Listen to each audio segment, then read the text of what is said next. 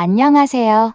인생을 바꾸는 관점입니다. 오늘은 평생 홀로 키워온 아들네 집에서 집안일, 육아 거기다 바깥일까지 해오면서 헌신했지만 시댁 식구를 집에 들이고 자신은 밖으로 내쫓은 아들과 며느리에게 천벌을 내린 정미영님의 사연입니다. 아들과 며느리는 아직도 정신을 못 차리고 있다고 하는데요. 정미영님에게는 과연 어떤 기적이 일어났을지 지금 바로 들어보시죠. 안녕하세요. 저는 평화로운 일상을 보내고 있는 정미영이라고 합니다. 사연 없는 사람이 있을까 싶어 사연 쓰는 것을 망설이다 사연을 보내게 되었습니다. 그 이유는 저의 이야기에 대한 여러분들의 생각이 궁금했기 때문이에요. 그래서 조심스레 꾹꾹 눌러 사연을 써보게 되었습니다. 끝까지 들어주시고 한마디씩 댓글로 남겨주시면 어떤 말이든 가슴속에 깊이 새기겠습니다. 그럼 이야기 시작하겠습니다. 제 남편이 세상을 떠난 지도 어느덧 25년이 되었어요. 처음에는 영겁과 같은 시간처럼 느껴졌는데 뒤돌아보니 이렇게 빨리 시간이 흘렀습니다. 결혼 7년 차였을 때였어요. 저는 세상에서 가장 큰 행복을 느끼고 있었던 시점이었습니다. 남편의 일은 잘 되고 있었고 저도 아들과 함께 행복한 나날들을 함께 보내고 있었어요. 그런데 어느 날 저희 가족에게 힘든 일이 생기고 말았습니다. 남편이 암 진단을 받은 것이었죠. 날벼락 같은 소식이었어요. 암 선고를 받고 나서도 남편은 아들과 저를 걱정하였습니다. 나는 다른 것보다 당신이 걱정이야. 험한 세상인데 나 없이 어떻게 살아갈지. 그리고 도영이도 키워야 하는데 미안해. 그런 소리 하지 말아요. 당신이 미안할 게 뭐가 있어요. 당신이 아프고 싶어서 아픈 것도 아니고 또 당신은 무조건 나을 거예요. 그러니까 마음을 독하게 먹어요. 자꾸 나약한 생각을 가지면 안 돼요. 하지만 우리의 슬픈 대화를 씨는 듣지 못했는지 남편의 상태는 점점 나빠지기 시작했어요. 그리고 마치 낙엽처럼 지는 날이 오고야 다가오고 있었습니다. 미안해. 우리 아들 잘 부탁해. 당신도 꼭 건강 잘 챙기고. 남편은 병상에서 자꾸 같은 말을 반복했습니다. 그런 남편을 보며 저는 겁이 많이 났어요. 저 홀로 아이를 키울 수 있을까 하는 두려움과 더불어 사랑하는 남편이 더 이상 없다는 사실이 도저히 믿기질 않았습니다. 세상이 반쯤은 무너진 느낌이었어요. 밤마다 몰래 화장실에 숨어온 일이 한두 번이 아니었죠. 하지만 내색할 수는 없었어요. 남편 앞에서 그런 감정을 드러내면 안 될 것 같았습니다. 떠나는 사람 마지막이 편안하길 바랐기 때문입니다. 제가 이렇게 펑펑 우는 모습을 보여준다면 남편은 마음 편히 세상을 떠나지 못할 테니까요. 그렇게 며칠이 흘렀을 때 남편은 하늘로 떠났어요. 그리고 치러진 장례식. 남편 장례식이 끝나고 빈소의 마지막 손님까지 떠난 뒤에야 내 마음에는 커다란 구멍 같은 것이 생겼음을 깨달았어요. 병실에서 그 사람의 마지막 모습을 지켜본 뒤론 정신이 멍해서 애써 슬픔을 억누르며 의연한 척해야 했습니다. 정말 정신을 잡고 있지 않으면 그대로 혼절할 것 같았어요. 실제로 눈물이 한 바가지씩 쏟아졌지만 장례 절차를 치를 때는 매달린 일손이 워낙 많아서 내 감정을 오롯이 느낄 틈도 없었습니다. 차라리 그게 다행이었죠. 그러나 모두가 돌아간 뒤 홀로 남은 밤이 되자 몸도 마음도 무너지는 것을 느꼈어요. 그럼에도 아들 도영이를 달래야 한다는 의무감 때문에 필사적으로 버텼습니다. 5살밖에 안 된 도영이가 영정사진 앞에서 엄마, 아빠 금방 돌아오냐고 물었을 때 저는 가슴이 너무 먹먹해서 순간 아무 말도 할 수 없었습니다. 그저 애써 웃으며 이렇게 말했어요. 그래, 우리 도영이를 아빠가 많이 사랑해 주셨지. 아빠 빨리 왔으면 좋겠어. 저는 그 말에 억장이 무너졌습니다. 아이에게 아빠가 돌아오지 않을 거라고, 이 세상에 없다고 어떻게 설명할 수가 없었어요. 그렇게 도영이를 달랜 뒤 깊은 밤이 되었어요. 시댁 식구들이 이런저런 절차를 마무리하며 장례식장 바깥을 정리하고 있었죠. 그 중에 시어머니가 저를 붙잡고 귀가를 서두르며 이렇게 말했죠. 아직 젊으니 재혼을 생각해봐라. 아이가 어리니 새아빠를 둬야 안정적이다. 이렇게 말했죠. 당장 눈앞이 캄캄했어요. 이 와중에 벌써 재혼 얘기라니 저는 어떻게 대답할 수가 없었어요. 물론 그 마음을 이해 못하는 건 아니었어요. 하지만 제 입장에선 남편을 떠나보낸 지 몇 시간도 안 된 시점에 그런 말을 듣는 게 너무나 괴로운 일이었죠. 내 마음도 알지만 요즘 세상에 여자 혼자 애 키우기가 얼마나 힘든데. 이렇게 걱정을 하셨어요. 저를 걱정해서 해주신 이야기였어요. 저는 잠시 머뭇거리다가 전 단호한 표정으로 안 될 것 같다고 말했어요. 그래도 전 제 아이를 다른 사람에게 위탁할 순 없어요. 이렇게 거듭 말했어요. 마음 한편엔 불안이 엄청 컸죠. 하지만 아이를 두고 다른 길을 선택하는 건 상상해 본 적도 없는 일이었어요. 그보다 더 충격적이었던 건 친정 식구들의 태도였습니다. 애도 기간 중 친정엄마와 몇몇 친척들이 모여서 이런 이야기를 하더군요. 너 너무 고생할 텐데 도영이를 친척 집에 입양 보내면 어떠냐? 넌지시 말했어요. 바로 그 순간 몸 안에서 뜨거운 화가 치밀었죠. 엄마, 그게 말이 돼요? 내 아이인데 왜 다른 사람 손에 맡겨요? 절대 안 돼요. 아니, 그게 내가 좀 더 편해지지 않겠냐는 거야. 혼자 어떻게 키우려고 그래? 전 막 화를 냈어요. 그게 무슨 이야기냐면서요. 그 뒤론 친정 쪽에서도 조심스러운 눈빛을 보냈어요.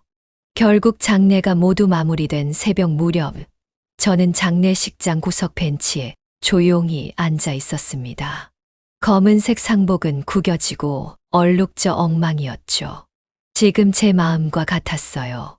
그때 아직 잠들지 못한 도영이가 다가와 제 옆에 찰싹 붙었죠.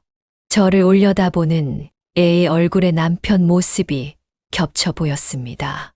눈물이 왈칵 쏟아지려는 걸 겨우 억눌렀어요. 엄마, 우리 집 언제 가? 나 졸려. 저는 아이를 꼭 안아주며 말했죠. 그래, 이따 집에 가자. 조금만 더 기다리자. 그 말이 떨어지자 도영이는 그 작은 손으로 제 왼손을 꼭 쥐었고, 아이 손바닥에 온기를 느끼자 저도 모르게 이를 악물게 되었습니다. 마음에서 없던 힘이 나는 것 같았어요. 그래, 난 혼자가 아니야. 도영이가 있어. 아이를 지켜야 한다는 생각이 가슴 한켠이 불붙듯 타올랐죠. 남편이 마지막으로 제게 부탁했던 것도 도영이를 잘 키워달라는 것이었습니다. 하지만 또 다음 날 같은 이야기가 반복되었어요. 시댁도 친정도 그런 조심스럽지만 같은 이야기를 또 했죠. 아직 젊은데 재혼이라도 해서 다시 새 출발을 해라. 혼자 애를 어떻게 키우니? 입양을 보내는 게 아이를 위해 낫지 않을까? 아니에요. 전 도영이는 내 손으로 키울 거예요. 어떤 일이 있어도 제가 키울 거예요. 정말 당당하게 말했고 그럴 자신도 있었어요. 하지만 당시 혼자 애를 키우는 엄마들에게 세상은 정말 수많은 편견과 혹독함을 선사했습니다. 말로 헤아릴 수 없을 정도였어요. 그 정도로 정말 험난한 길이었지만 그 어떤 유혹이나 타인의 말에도 저는 흔들리지 않았어요. 어쩌면 그것이 내 아이를 지키는 길이기도 했지만 저를 지키는 길이었을지도 모릅니다. 남편이 떠난 뒤 저는 추스를 시간도 없이 하루빨리 움직일 수밖에 없었어요. 남편을 잃은 상실감에 아무것도 하고 싶지 않았습니다. 하지만 어쩔 수 없었어요. 살아가려면 장례를 치른 뒤부터 바로 움직일 수밖에 없었습니다. 제일 먼저 한 일은 작은 빌라로 이사하는 것이었어요. 치료비에 남편 퇴직금까지 다 써버린 상황이었습니다. 게다가 저 혼자 벌어서는 기존 월세는 감당하기 어려운 수준이었어요. 이제 아들 도영이는 겨우 5살, 아직 유치원에도 가지 않은 상황이었어요. 앞으로 생활을 위해서는 정말 할 수 있는 모든 것을 해야 했습니다. 그때부터 그동안 경험해보지 못한 일들이 펼쳐졌어요. 안 해본 일이 없었죠. 휴지 공장에서 일을 하기도 했었고, 밤에는 고깃집 접시 닦는 일도 했어요. 눈코 뜰 새 없이 시간이 흘러갔습니다. 엄마, 어디가? 아침에 일어난 도영이가 내 얼굴을 빤히 쳐다보며 묻고는 했어요. 엄마 조금만 나갔다 올게, 도영아. 어린이집 끝나면 엄마가 데리러 올게. 다행히도 도영이의 등원은 옆집 할머님께서 감사하게도 도와주셨던 기억이 나네요. 그때 그 할머님이 없었다면 저는 더 힘들었을 거예요. 일하는 곳들이 제 사정을 봐주지는 않으니까요. 그래도 생계를 유지하려면 어쩔 수 없었어요. 저 하나 먹고 사는 일이었으면 며칠은 굶어도 상관없지만 아이한테는 그럴 수 없었죠. 그 시절 저는 엄마 노릇도 제대로 못한다고 자신을 많이 자책하기도 했었어요. 그러나 달리 방법이 없었습니다.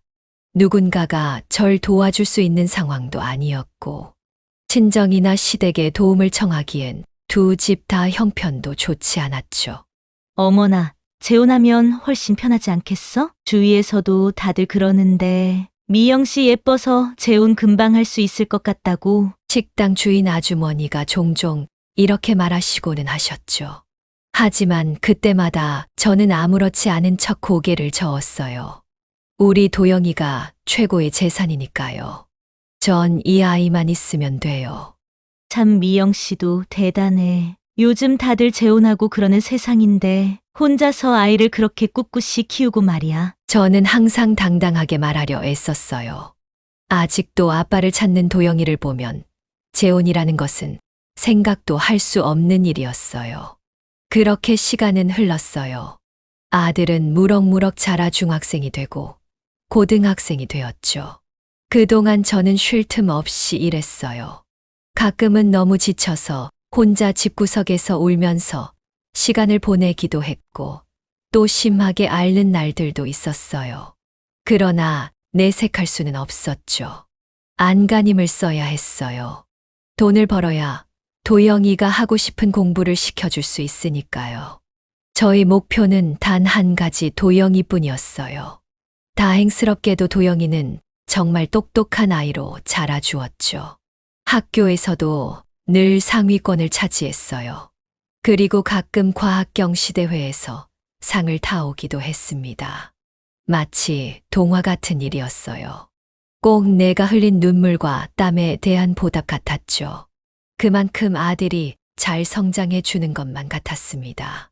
그리고 아들은 명문대로 꼽히는 대학에 합격했습니다. 그때 기억을 떠올리면 아직도 온몸에 소름이 돋는 것 같습니다. 결과 발표 소식을 듣고 저는 펑펑 소리내서 울 수밖에 없었어요. 도영아, 엄마가 얼마나 너를 자랑스러워하는지 알아? 온몸이 풀려 바닥에 주저앉아 펑펑 울었습니다. 세상이 떠나가라 울었어요. 그동안의 서름과 힘듦이 한 번에 쓸려 내려가는 것 같았죠.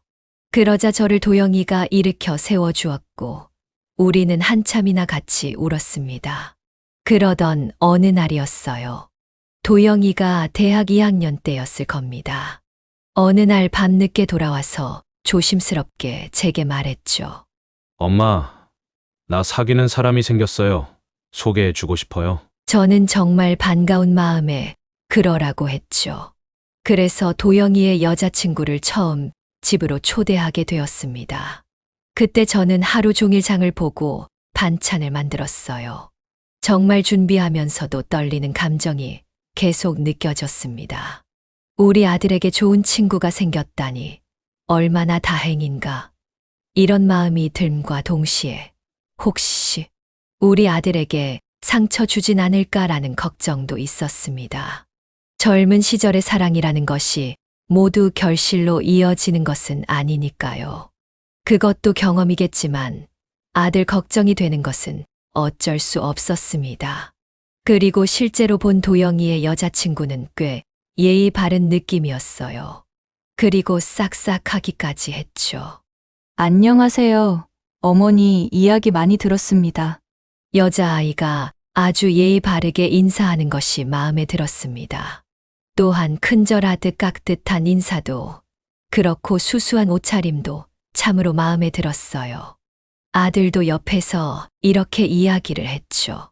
우리 엄마가 나 혼자 키우시느라 진짜 고생 많이 하셨어. 이렇게 말하자 그녀는 제 손을 붙잡으며 정말 존경스럽다는 이야기를 했습니다.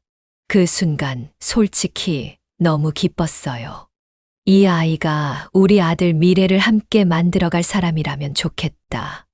이런 마음이 들었죠. 그렇게 시간이 흘러 몇 년이 지났을 때였습니다. 아들은 졸업하자마자 곧바로 결혼하고 싶다고 이야기를 했어요. 이제 겨우 군대를 다녀오고 졸업반인 아이였습니다. 어린 나이긴 했어요. 하지만 저도 결혼을 일찍 해서 좋은 시간을 보냈었죠. 또한 아들과 며느리감도 강한 의지를 보였기에 믿음이 갔습니다. 그래서 저는 아이들의 결정을 존중해 주자라고 생각을 하게 되었어요. 엄마, 나 결혼하려고 해요. 아직 취업도 완벽하진 않지만 열심히 해볼게요. 혼수 자금 같은 건 신경 쓰지 않아도 돼요. 우리가 잘 준비해 볼게요. 정말 기특한 말이었어요. 하지만 분명 어려움은 있었습니다. 둘 다 직장 초기 단계였기 때문이죠. 게다가 며느리 쪽 집안 형편도 그다지 넉넉지 않다는 얘기를 들었습니다. 저는 결국 난 다시 힘을 내기로 했습니다. 우리 아들 인생의 한 번뿐인 결혼인데 내가 해줄 수 있는 건 최대한 해줘야지. 이런 마음가짐으로 결심을 했습니다. 그렇게 적금도 깨고 그동안 모아놓은 돈도 끌어와 혼수와 예단 비용을 도왔어요. 사실상 제 노후 자금도 없는 상황이었습니다. 하지만 그땐 아들 부부가 행복하게 출발한다면 그걸로 좋겠습니다. 그게 부모로서 도리라고 생각을 했기 때문입니다. 결혼식 날이 되었습니다. 저는 남편 사진을 가슴속에 품고 식장에 서 있었어요. 우리 아들 이렇게 훌륭한 남자가 돼서 결혼하네. 보고 있나요? 속으로 중얼거리니 울컥 눈물이 나왔습니다. 며느리도 드레스 차림으로 내게 손을 내밀며 이렇게 말하더군요. 어머니, 저 잘할게요. 저는 그런 그녀 손을 꼭 쥐고 말했어요. 고맙다. 우리 도영이 곁에 있어줘서. 정말 따뜻하고 아름다운 순간이었어요. 결혼 초반에는 아들과 며느리는 함께 회사에 다니며 밝게 생활하는 듯 보였습니다. 그리고 둘은 근처에 전셋집을 얻게 되었어요. 제가 홀로 변변치 못하게 살고 있다는 사실이 그들의 마음에 걸렸던 것 같습니다. 어머니도 같이 사시겠어요? 아니다. 나야 지금 일자리가 여기랑 더 가까우니까 너희끼리 편하게 살아라. 이렇게 답했습니다. 눈치 없는 시어머니가 되고 싶지는 않았기 때문입니다. 게다가 신혼집에 제가 들어가면 얼마나 불편할까. 이런 걱정도 많이 되었던 것도 사실입니다. 다만 감사한 것은 주말마다 아들 부부가 찾아와서 점심도 같이 먹고 시장도 같이 다니고 행복한 나날들이 이어졌습니다. 며느리는 장을 볼 때 저에게 선물을 해주기도 했습니다. 그리고 내가 싸준 반찬을 가져가며 싹싹한 이야기도 많이 해줬죠. 역시 어머님 반찬이 최고예요. 이렇게 말하며 활짝 웃는 그녀의 모습에 저는 참 좋은 며느리라는 생각을 했어요. 저는 남편이 하늘에서 이런 행복을 내려준 것이라고 믿어 의심치 않았습니다. 또한 계속되는 제안에 저는 어쩔 수 없이 원룸을 정리했어요.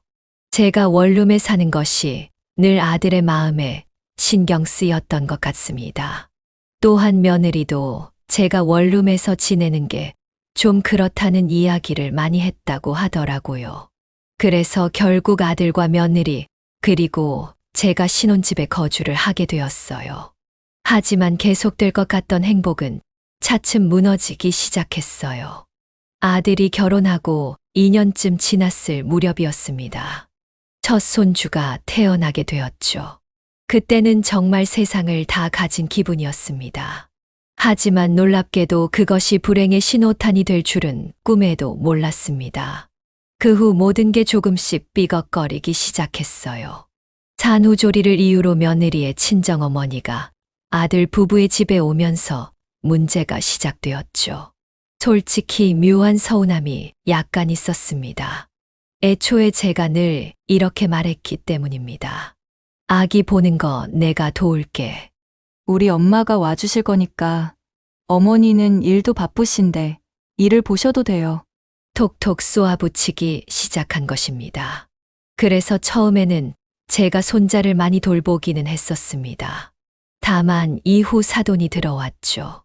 사돈과 계속 있는 것도 불편하기도 하고 또 일을 계속해야만 하는 입장이었기 때문에 오전, 오후 중으로 집을 비우는 날들이 늘었습니다.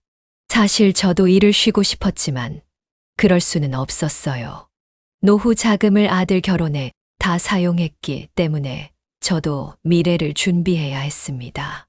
그래서 어쩔 수 없이 아들의 결혼 이후에도 꾸준히 일을 해 나갔습니다. 여전히 밤낮으로 열심히 일했죠. 힘들었지만 그래도 손자도 있고 아들과 며느리도 있었기에 잘 버티며 살아가고 있었습니다. 그런데 막상 그렇게 일을 하다 보면 며느리가 불만을 토로하고는 했어요. 제가 집에 없으니까 집안이 엉망이 된다며 이런저런 이야기를 꺼내 놓기 시작했어요. 하루는 이런 날도 있었죠. 어머니, 이 반찬은 좀 짜네요. 우리 엄마처럼만 해주시면 되는데 어머니 설거지가 쌓였는데 좀 도와주시면 안 돼요? 제가 손목이 안 좋아서요. 처음에는 애 낳고 예민해졌으니까 그러려니 했어요. 하지만 날이 갈수록 내게 던지는 말이 가슴에 와 맺혔습니다. 특히 은근히 명령조로 변한 태도로 이내 저는 마치 식모가 된 기분을 느껴야 했어요. 심지어 며느리, 친정어머니가 오면 저는 제대로 식탁에 앉지도 못하고 부엌에서 서성이는 신세가 되기도 했습니다. 갑자기 이런 일들이 일어난 것이 저는 너무도 이상했고 믿기질 않았습니다. 게다가 아들은 일 핑계로 바쁘다고 하면서 주말 내내 잠만 자는 모습이었습니다. 제가 서운함을 털어놓으면 아들은 이렇게 말하고는 했죠. 엄마, 좀만 참아줘요. 아직 산후조리하느라 힘들잖아. 이렇게 며느리 편을 들고는 했습니다. 그러면 저도 그렇겠지 하면서 그냥 넘기는 수밖에 없었습니다. 마음을 다 잡으며 참고 지내던 중이었습니다. 어느 날 며느리 친정집이 사업 실패로 위기에 처했다는 소식이 들려왔습니다. 그날 이후 며느리는 울며 불며 저와 아들을 붙들고 이런 이야기를 하더군요. 우리 엄마 아빠 집이 경매로 넘어갈 판이래요. 당장 이리로 모셔야겠어요. 그 이야기를 듣고 이해가 되지 않는 건 아니었습니다. 저도 너무 힘든 시절을 겪었던 바가 있기 때문입니다. 그런데 며느리는 그때 저에게 이런 말을 했습니다. 어머니가 좀 나가주시면 안 될까요? 요즘 요양원 같은데도 시설 잘 돼 있다고 하고요. 내가 여기서 나가라고? 나가라는 것이라기보다는 잠시 좀 지혜롭게 행동하자는 거죠. 심지어 아들도 술에 취해 들어오더니 이렇게 말했습니다. 엄마, 솔직히 엄마도 편하게 살 수 있는 방법을 찾아야죠. 꼭 우리랑 살아야 하는 건 아니잖아요. 이 말에 제가 느낀 배신감, 그 비참함은 말로 다 못할 정도였습니다. 제가 나가 살든 이곳에 살든 사실 제 삶이 별로 크게 바뀔 것 없었습니다. 저는 아무래도 좋았습니다. 다만 아들과 며느리의 말은 큰 상처가 되었어요. 내가 평생 너를 키우며 이 순간을 기다려온 건 아니었는데 이런 생각이 절로 났습니다. 하지만 차마 입 밖으로 꺼낼 수는 없었어요. 아들은 이미 단호했고 며느리도 자기 부모님 모실 생각에만 젖어 있을 때였으니까요. 다음 날이 되었습니다. 아들 내외가 식탁 위에 요양원 홍보 팸플릿과 원룸 월세 광고를 펼쳐놓은 광경을 보게 되었어요. 전 그 길로 잠시 방에 들어가 문을 잠고 쿵쿵거리는 심장을 부여잡았습니다. 속이 쓰리다 못해 쥐어 짜지는 것 같았습니다. 이게 저의 현 주소라는 것을 알게 되었습니다. 생각만으로도 숨이 턱 막힐 정도였어요. 결국 며칠 뒤 더 미룰 수가 없다는 듯 며느리가 이런 이야기를 하더군요. 어머니, 여기 원룸 괜찮대요. 보증금 저희가 조금은 마련해 드릴 테니 나가주시면 좋겠어요. 결국 구한다고 구한 게 원룸이었어요. 요양원은 시설이 잘 되어 있을 수는 있지만 비용이 만만치 않았던 모양입니다. 저라고 왜 모르겠어요? 요즘 세상에 고급 요양원이 한둘일까요? 다만 비싸서 엄두를 못 내는 사람들이 많죠. 결국 저는 며느리의 통보에 집을 떠나게 되었습니다. 아들은 고개조차 들리고 침묵하는 모습이었죠. 분노가 치밀었지만 참아야 했습니다. 그리고 분노보다도 그동안 제가 노력했던 것에 대한 배반이라는 생각에 참담함이 더 컸죠. 이 집에는 결국 사돈네도 들어올 것이고 아이도 있는 상황입니다. 이 상황에서 제가 버틴다 한들 무슨 소용이 있을까요? 그렇게 낡은 원룸으로 혼자 다시 이사를 했죠. 이삿짐을 싸서 방으로 들어온 첫날 밤, 먹먹한 마음에 휴대폰을 열어보았습니다. 혹시 어떤 연락이라도 오지 않았을까? 이런 생각이었죠. 그런데 아들과 며느리에게는 단 한마디의 문자도 와 있지 않았습니다. 게다가 아들 카카오톡 프로필 사진이 바뀌어 있었어요.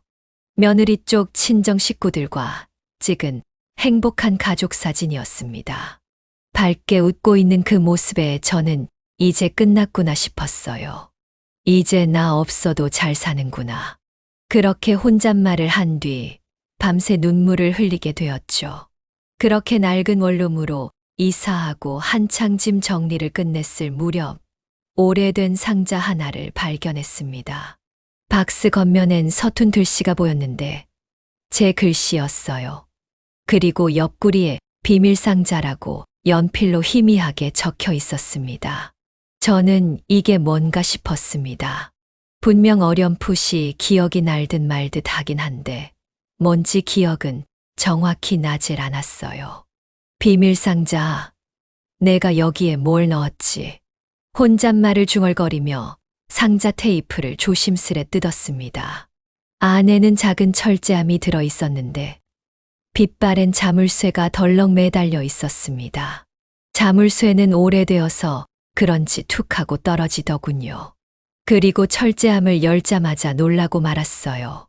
남편과 제가 결혼 초기에 찍은 사진 몇 장, 그리고 낡은 수첩, 편지 봉투 몇 개가 나란히 들어 있었습니다.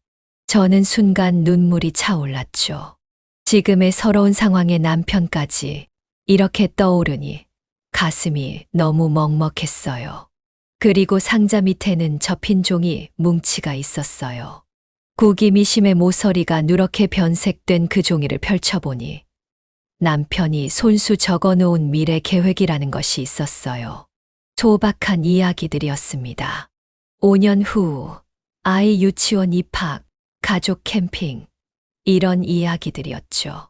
10년 후 조그만 가게 차릴까? 이런 궁금증도 남편은 가지고 있었던 모양입니다. 우리가 정말 함께 살 수 있었다면 이런 모습이 되었을까? 그 모든 계획이 남편의 암 진단으로 인해 중단되었죠. 그가 세상을 떠난 지 벌써 25년. 하지만 이 종이는 아직도 그때의 기운을 고스란히 담고 있었습니다.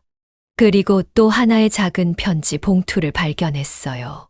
그 안에 있던 건 저를 위한 이야기였어요. 당신, 요즘 우리 도영이 돌보느라 고생 많지? 그래도 당신이 웃어줘서 매일 행복해해. 내가 혹시 늦게 퇴근할 때면 기왕이면 푹 자. 괜히 기다리다가 피곤하면 안 되잖아. 사랑해. 평범하기 짝이 없는 내용인데 눈시울이 뜨겁게 달아올랐습니다.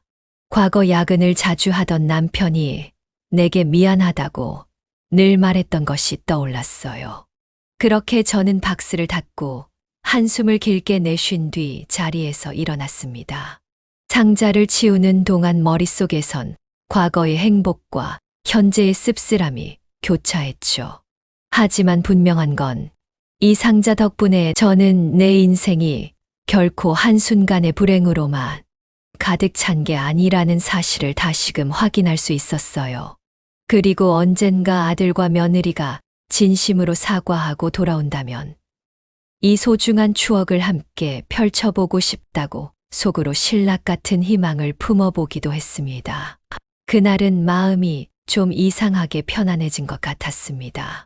오래된 비밀상자 하나 열어본 것뿐인데 마치 남편이 곁에 와서 다독여준 듯한 기분이 들었어요. 그날 이후 원룸 생활에 적응한 지 3개월쯤 지나던 날이었어요. 낯선 번호로 전화가 걸려왔습니다. 전화를 받아보니 본인을 변호사라고 소개를 하더군요. 저는 무슨 일인가 싶었습니다. 저는 평생 변호사를 만나볼 일이 없었기 때문에 적잖이 당황했어요. 그런데 놀라운 소식을 듣게 되었죠. 25년 전 선생님 남편분께서 남긴 유언이 있어요. 뵙고 말씀드릴 일이 있습니다. 저는 처음에 사기꾼인가, 보이스피싱 같은 건가, 온갖 생각들이 들었어요. 저는 도무지 이해가 안 됐습니다. 남편 유언이라니요. 지금 남편이 세상을 떠난 지 25년이 흐른 상황이었습니다. 이제와 갑자기 유언이라니. 하지만 변호사를 만날 수밖에 없었습니다. 남편의 남긴 이야기를 듣고 싶었기 때문이었어요. 며칠 뒤 변호사가 직접 원룸으로 찾아왔습니다. 깔끔한 정장을 차려입은 그는 누가 보더라도 잘 나가는 사람인 것 같았어요. 그리고 고인이 남긴 문서라며 유언장을 보여주었습니다. 그 문서에는 아들이 30살이 되기 전에는 절대 공개하지 말라는 문구가 적혀져 있었어요. 그리고 상당한 금액이 별도로 신탁되어 있었다는 내용이 적혀 있었습니다. 말도 안 돼요. 남편이 남긴 퇴직금과 보험금은 이미 제가 다 받았어요. 치료비로도 거의 썼고요.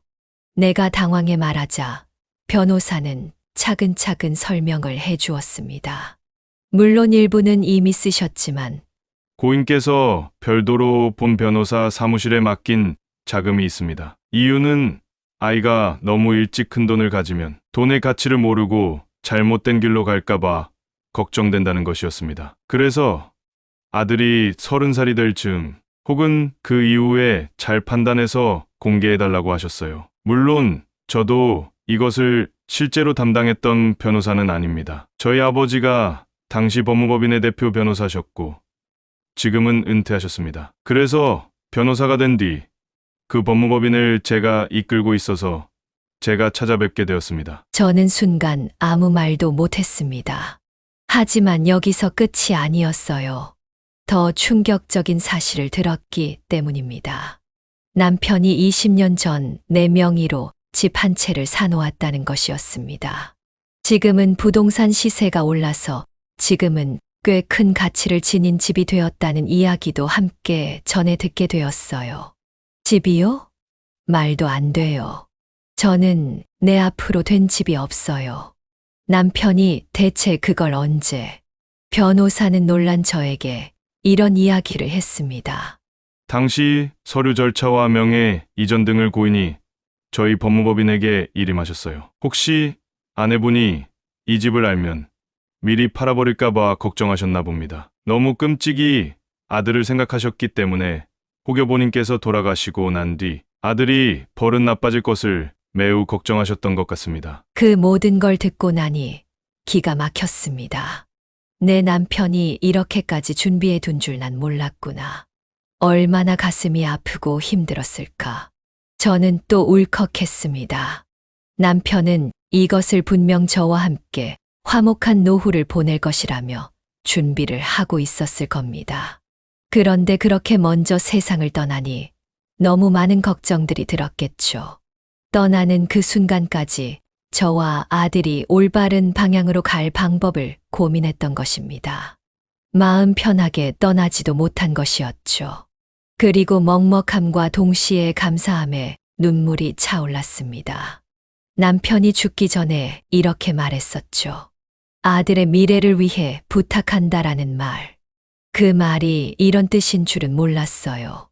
너무 늦게 그 뜻을 알아버려서 미안할 뿐이었습니다. 그럼 지금 제게 이 돈과 집을 쓸 수 있는 권리가 생긴 건가요?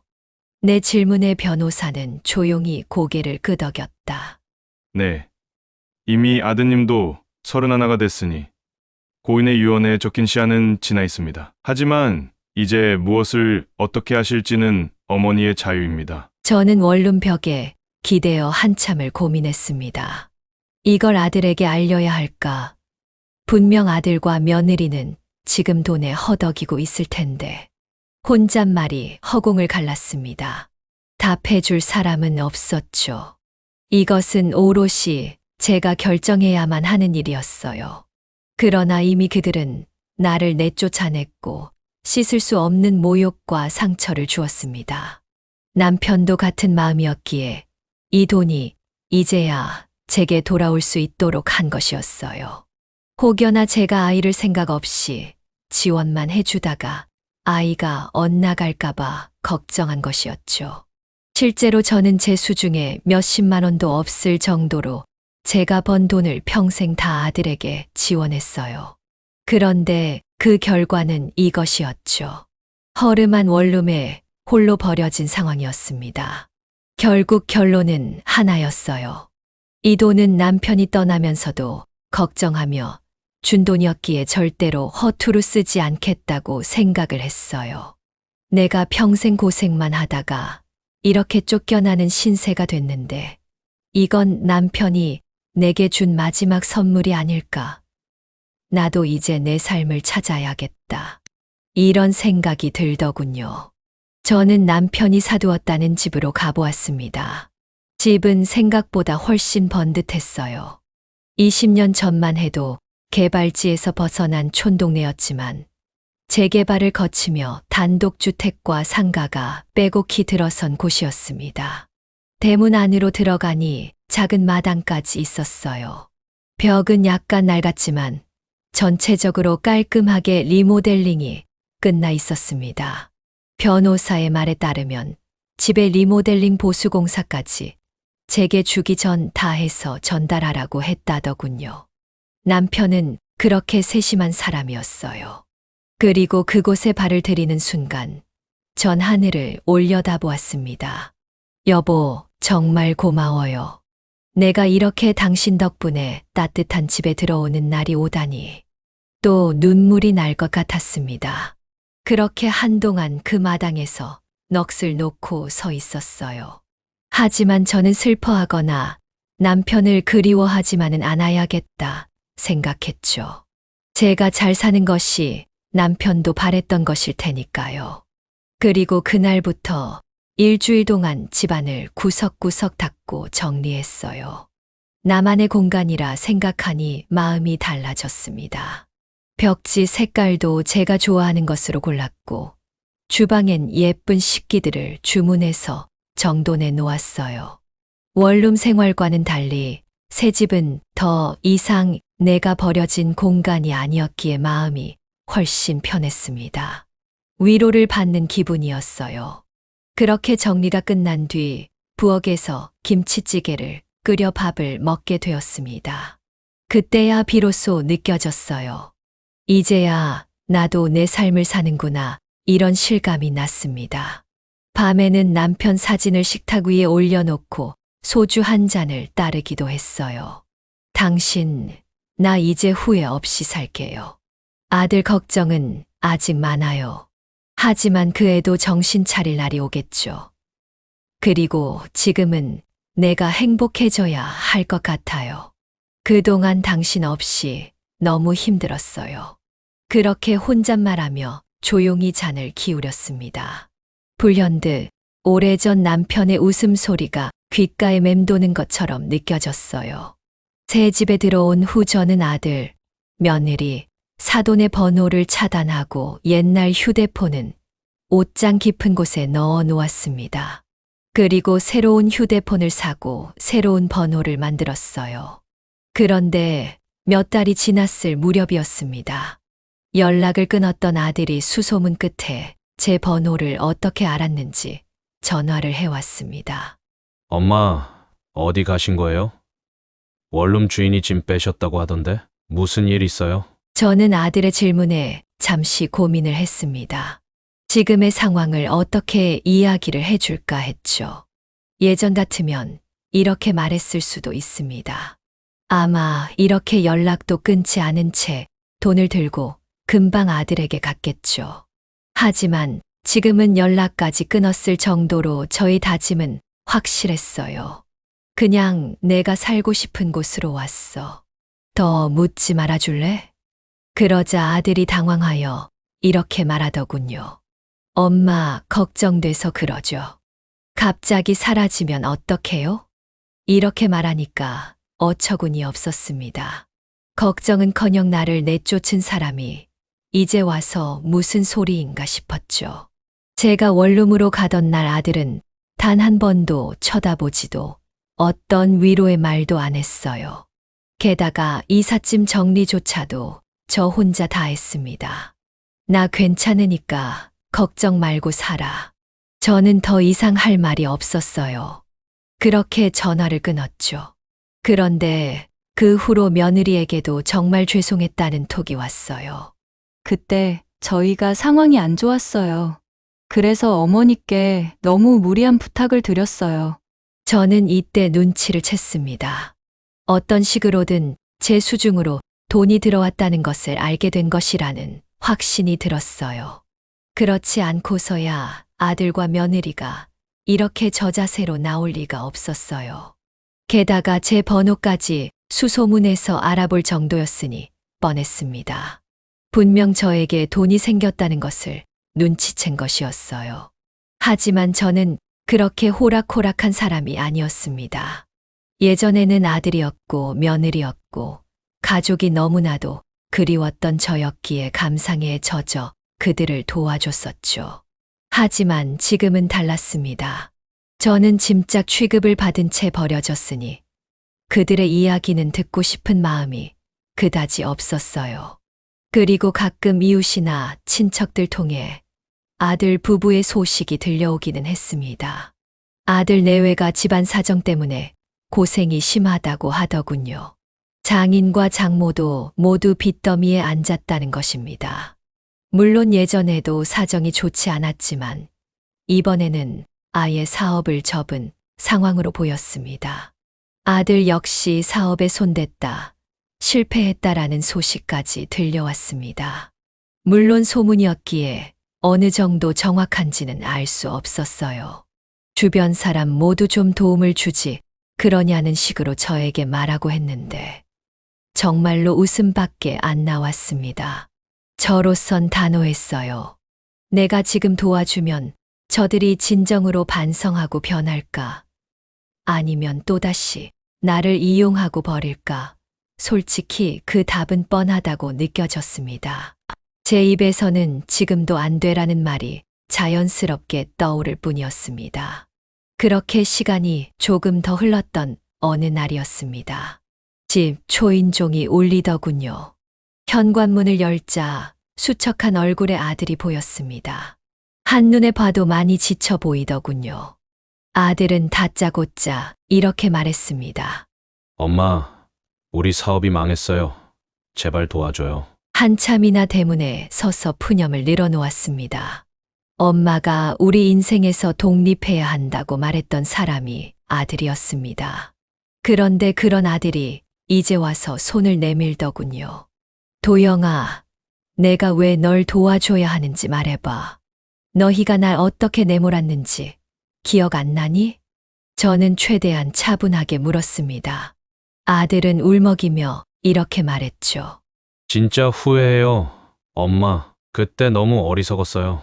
근데 우리가 지금 너무 힘들어서요. 차마 버틸 수가 없어서 이렇게 왔어요. 힘들면 찾아오고 괜찮아지면 또 내쫓는 거야? 내가 정말 뼈저리게 깨달았다면 말이 아니라 행동으로 보여야지. 지금 당장 나한테 매달려봐야 무슨 소용이니? 나는 이미 너희에게 버려진 사람인데. 그러자 아들은 다시금 고개를 떨구며 말했습니다. 엄마, 제발 한 번만 도와줘요. 진짜로 한 번만요. 제가 하라는 건 다 할게요. 하지만 저는 끝내 거절했어요. 정말 내가 깊이 반성한다면 생각해보마. 앞으로 어떻게 살 건지 분명히 보여준다면 말이야. 그때는 내가 생각은 해볼 수 있을 것 같구나. 하지만 지금은 아니야. 그렇게 문을 닫아버렸어요. 아들은 한동안 대문 앞에 서서 울었던 것 같습니다. 그러나 저는 개의치 않고 다시 방으로 들어갔습니다. 죄책감이 없었다고 하면 거짓말이었습니다. 어떻게 저도 어미인데 가슴이 찢기지 않을 수 있겠어요. 하지만 더는 과거처럼 저를 희생해서 아들이 아무 생각 없이 배부르게 사는 건 피해야 한다고 생각했습니다. 그것은 남편의 뜻도 포함되어 있었어요. 아이를 바르게 키우길 바라며 25년이나 더 흐른 후에 제게 재산을 준 것이니까요. 그날 밤 남편 사진을 꺼내놓고 조용히 혼잣말을 했어요. 여보, 내가 너무 매정한 건가요? 그래도 이번에는 내 마음을 지켜야겠어요. 저는 한동안 집에서 조용히 지냈습니다. 마당 한쪽에 작은 화분들을 놓고 화초를 키우고 있습니다. 그리고 때로는 그림 교실에 나가 새로운 취미를 배우기도 했죠. 예전에는 돈을 벌기 위해 1분 1초조차 쪼개 쓰던 내가 이렇게 여유를 가져보는 건 처음이었어요. 그동안 제가 어떻게 살았나 싶더라고요. 물론 일은 그만두질 않았어요. 물론 일을 그만둬도 될 법한 재산이 제게는 있었습니다. 하지만 파트타임 근무를 하면서 일을 게을리 하지 않았습니다. 남편의 유언을 지키기 위해서는 저도 바른 사람이 되어야 했기 때문입니다.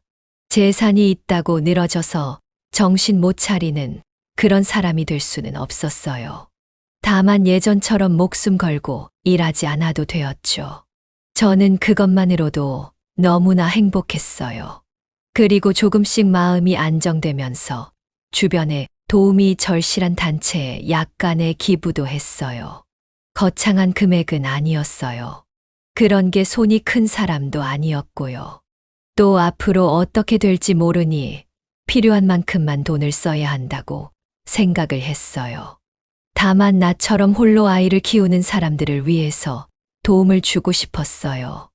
이런 싱글맘들이 아이들을 잘 키울 수 있도록 교육을 지원하는 봉사단체에 기부를 했습니다. 예전 내 상황이 너무 힘들었기 때문에 그들이 좀 도움을 받았으면 하는 바람이 컸어요.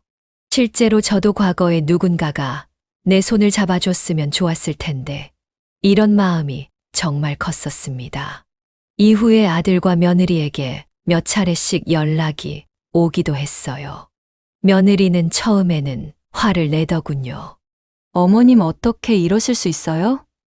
우리가 남도 아니고 가족인데 진짜 저희 힘들어서 다 죽을 수도 있어요. 어머니 제발 한 번만 도와주시면 안 돼요? 소문이지만 어머님 크게 부자가 되셨다는 거 알고 있어요. 진짜 그런데도 안 도와주세요? 진짜 피도 눈물도 없으시네요. 며느리에게 이런 문자를 받자 이제는 화도 안 났습니다. 며느리는 저를 쫓아낼 때 이런 상황이 올 것이라고 생각을 했을까요? 비록 며느리이긴 하지만 최소한 자식 된 도리로서 제게 최소한의 양심이라도 보여줬다면 이런 일은 일어나지 않았을 겁니다. 저는 며느리의 반응을 복도 급하다는 것은 알겠으나 이들이 반성하려면 시간이 더 필요하겠다는 것은 알게 되었죠.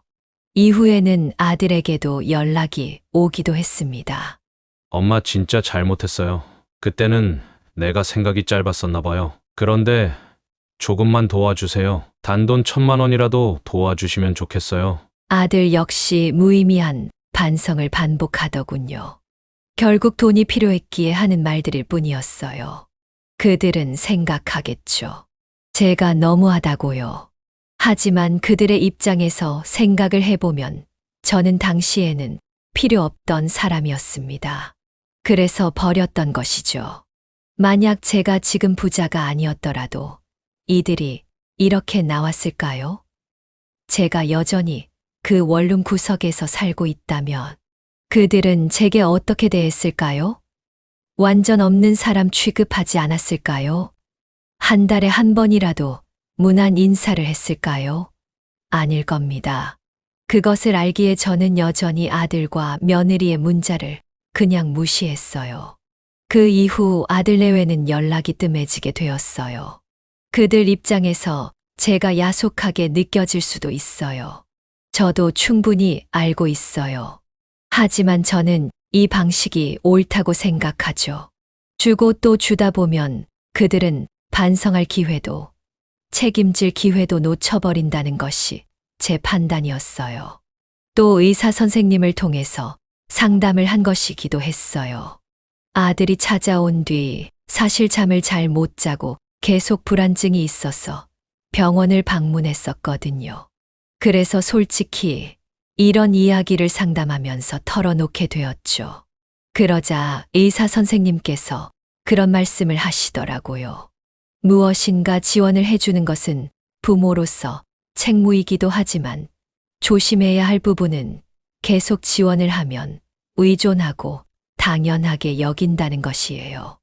나중에는 호의가 권리인 줄 알고 화까지 낸다는 것이죠. 지금이 딱 그런 상황이라는 생각이 들었습니다. 지금 며느리와 아들은 화를 내며 왜 돈이 있으면서도 안 주냐는 식으로 독촉을 했어요. 저는 그들에게 빚이 없죠. 오히려 그들은 제게 빚을 지고 있어요. 제가 가난했을 때 모든 것들을 물심양면으로 도와줬었으니까요. 나중에 진짜로 잘못을 깨닫고 더 성숙해진 모습으로 찾아온다면 그때는 또 다르게 대할 수도 있겠지만 지금은 아니었습니다. 남편의 오래된 유언이 결국 이런 결말로 이어졌다는 게 희비가 교차하기도 합니다. 당신이 남긴 재산 덕분에 내가 더 이상 무시당하거나 길거리에 나앉지는 않아요. 고맙고 또 미안해요. 아들을 이렇게 키웠는데 결국 이렇게 됐으니 그래도 남편이라면 이렇게 말해줄 것 같았어요. 당신이 더 이상 고생하지 않고 살 수 있으니 그걸로 됐다고요. 그리고 내 등 뒤를 천천히 토닥여 줄 것 같기도 했습니다. 가끔 밤이 되면 손자의 얼굴이 떠올라 마음이 짠하기도 합니다. 정말 예쁜 아이였죠. 그 아이가 지금쯤은 말도 제법 할 텐데 나를 기억이나 할까 싶기도 합니다. 그래도 내가 다시 아들 내외에게 다가가지 않는 건 이제 나도 내가 소중하다는 것도 깨달았기 때문입니다. 당신 잘 있죠? 나 이제 조금씩 내 얼굴에 미소가 번지는 게 보여요. 너무 늦었지만 나도 나대로 행복을 찾아보려 해요. 오늘도 남편 사진에 대고 이렇게 중얼거리고 있습니다. 그때마다 마음 한구석이 시리고 또 따뜻하기도 하죠. 아마도 제 인생은 이제부터가 시작일 것 같습니다. 물론 아들과의 관계가 언제가 될지 모르지만 제대로 회복되길 바라는 마음도 있습니다. 다만 그걸 위해 내 인생까지 바치진 않을 것이라는 생각도 명확합니다. 저는 제 몫의 행복을 찾아가는 일에 집중하는 것이 지금으로서는 유일한 목적입니다. 지금까지 제 이야기를 들어보셨는데 어떠셨나요? 저의 이야기를 들어보시고 어떤 마음이 드셨을지 궁금합니다. 아직 제 이야기는 끝나지 않았습니다. 앞으로 또 어떤 일이 벌어질지는 알 수 없을 것 같아요.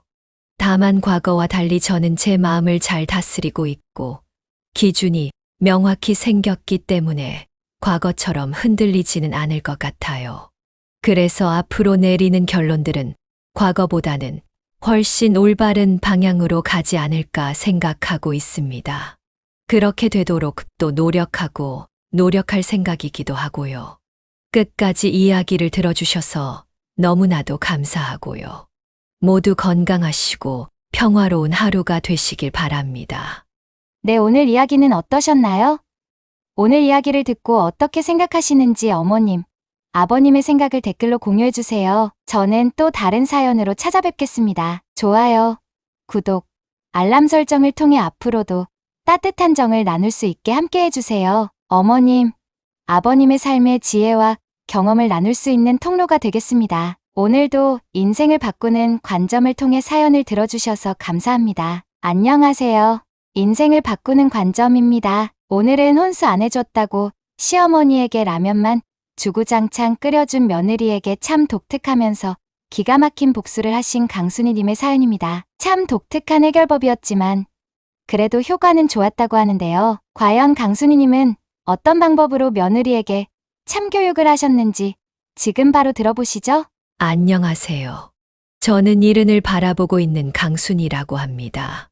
오래전 남편을 하늘나라로 보내고 하나뿐인 아들을 키우느라 정신없이 살아왔어요. 어린 시절부터 아들은 참 순하고 착한 아이라 저로서는 큰 말썽 없이 무탈하게 잘 자라준 것이 정말 큰 복이라 생각했죠. 물론 혼자 벌어 가정을 지켜야 한다는 압박감에 젊은 시절엔 허리가 휘도록 일했지만 무럭무럭 자라는 아들을 보면서 힘든 것도 모르고 열심히 살아왔던 것 같아요. 그렇게 아들만 바라보며 살았던 제가 왜 이런 사연을 보내게 되셨는지 궁금하실 겁니다. 그 이유는 바로 하나밖에 없는 저희 며느리 때문이에요. 제가 며느리 때문에 얼마나 골머리를 앓았는지, 그리고 그걸 어떻게 해결했는지 지금부터 들려드리려고 합니다. 제가 사는 곳은 조그마한 시골 동네입니다. 젊은 사람보다는 나이 든 사람들이 더 많이 살고 있는, 그래서 동네 어르신들끼리 자주 모여서 텃밭에서 난 채소를 나눠 먹거나 계절마다 마을회관 같은 곳에 모여 김장도 함께 담그곤 한답니다. 저도 시장통에 나가 야채 장사를 하며 생활비를 벌곤 했지요. 아침 일찍 가게를 열면 단골 아주머니들이 와서 콩나물 한 봉지, 무 한 뿌리씩 사 가시면서 이런저런 수다를 떨기도 했습니다. 남편이 일찌감치 세상을 떠나고 나서도 지치지 않고 잘 살아왔던 건 옆에 있어준 사람들 덕분이라고 해도 과언이 아닐 정도입니다. 혼자 키운 아들은 공부도 열심히 하고 또 성적도 꽤나 좋았습니다. 딱히 가르친 건 없다만 머리가 영특해서 중학교까진 마을에 있는 학교를 다니다가 고등학교부터는 서울로 유학 아닌 유학을 보냈습니다. 그때는 제 형편이 그리 넉넉치 않아 매달 아들에게 생활비를 보내주는 것이 조금은 빠듯했지만 아들은 학생 신분임에도 불구하고 아르바이트를 해가며 저를 덜 힘들게 해주려고 노력했습니다. 전 그것만으로도 고마워서 가끔씩 반찬을 싸들고 서울로 올라가 아들을 만나곤 했습니다. 제게는 그것이 아주 소소한 인생의 낙이었어요. 비록 아버지 없이 자랐어도 삐뚤어지지 않고 공부도 열심히 하고 또 이렇게 수도권으로 올라와서 잘 지내고 있는 아들을 보면 밥을 먹지 않아도 배가 불렀죠. 다행히 아들은 대학교도 무난히 졸업하고 중소기업에 바로 취직을 하게 됐습니다.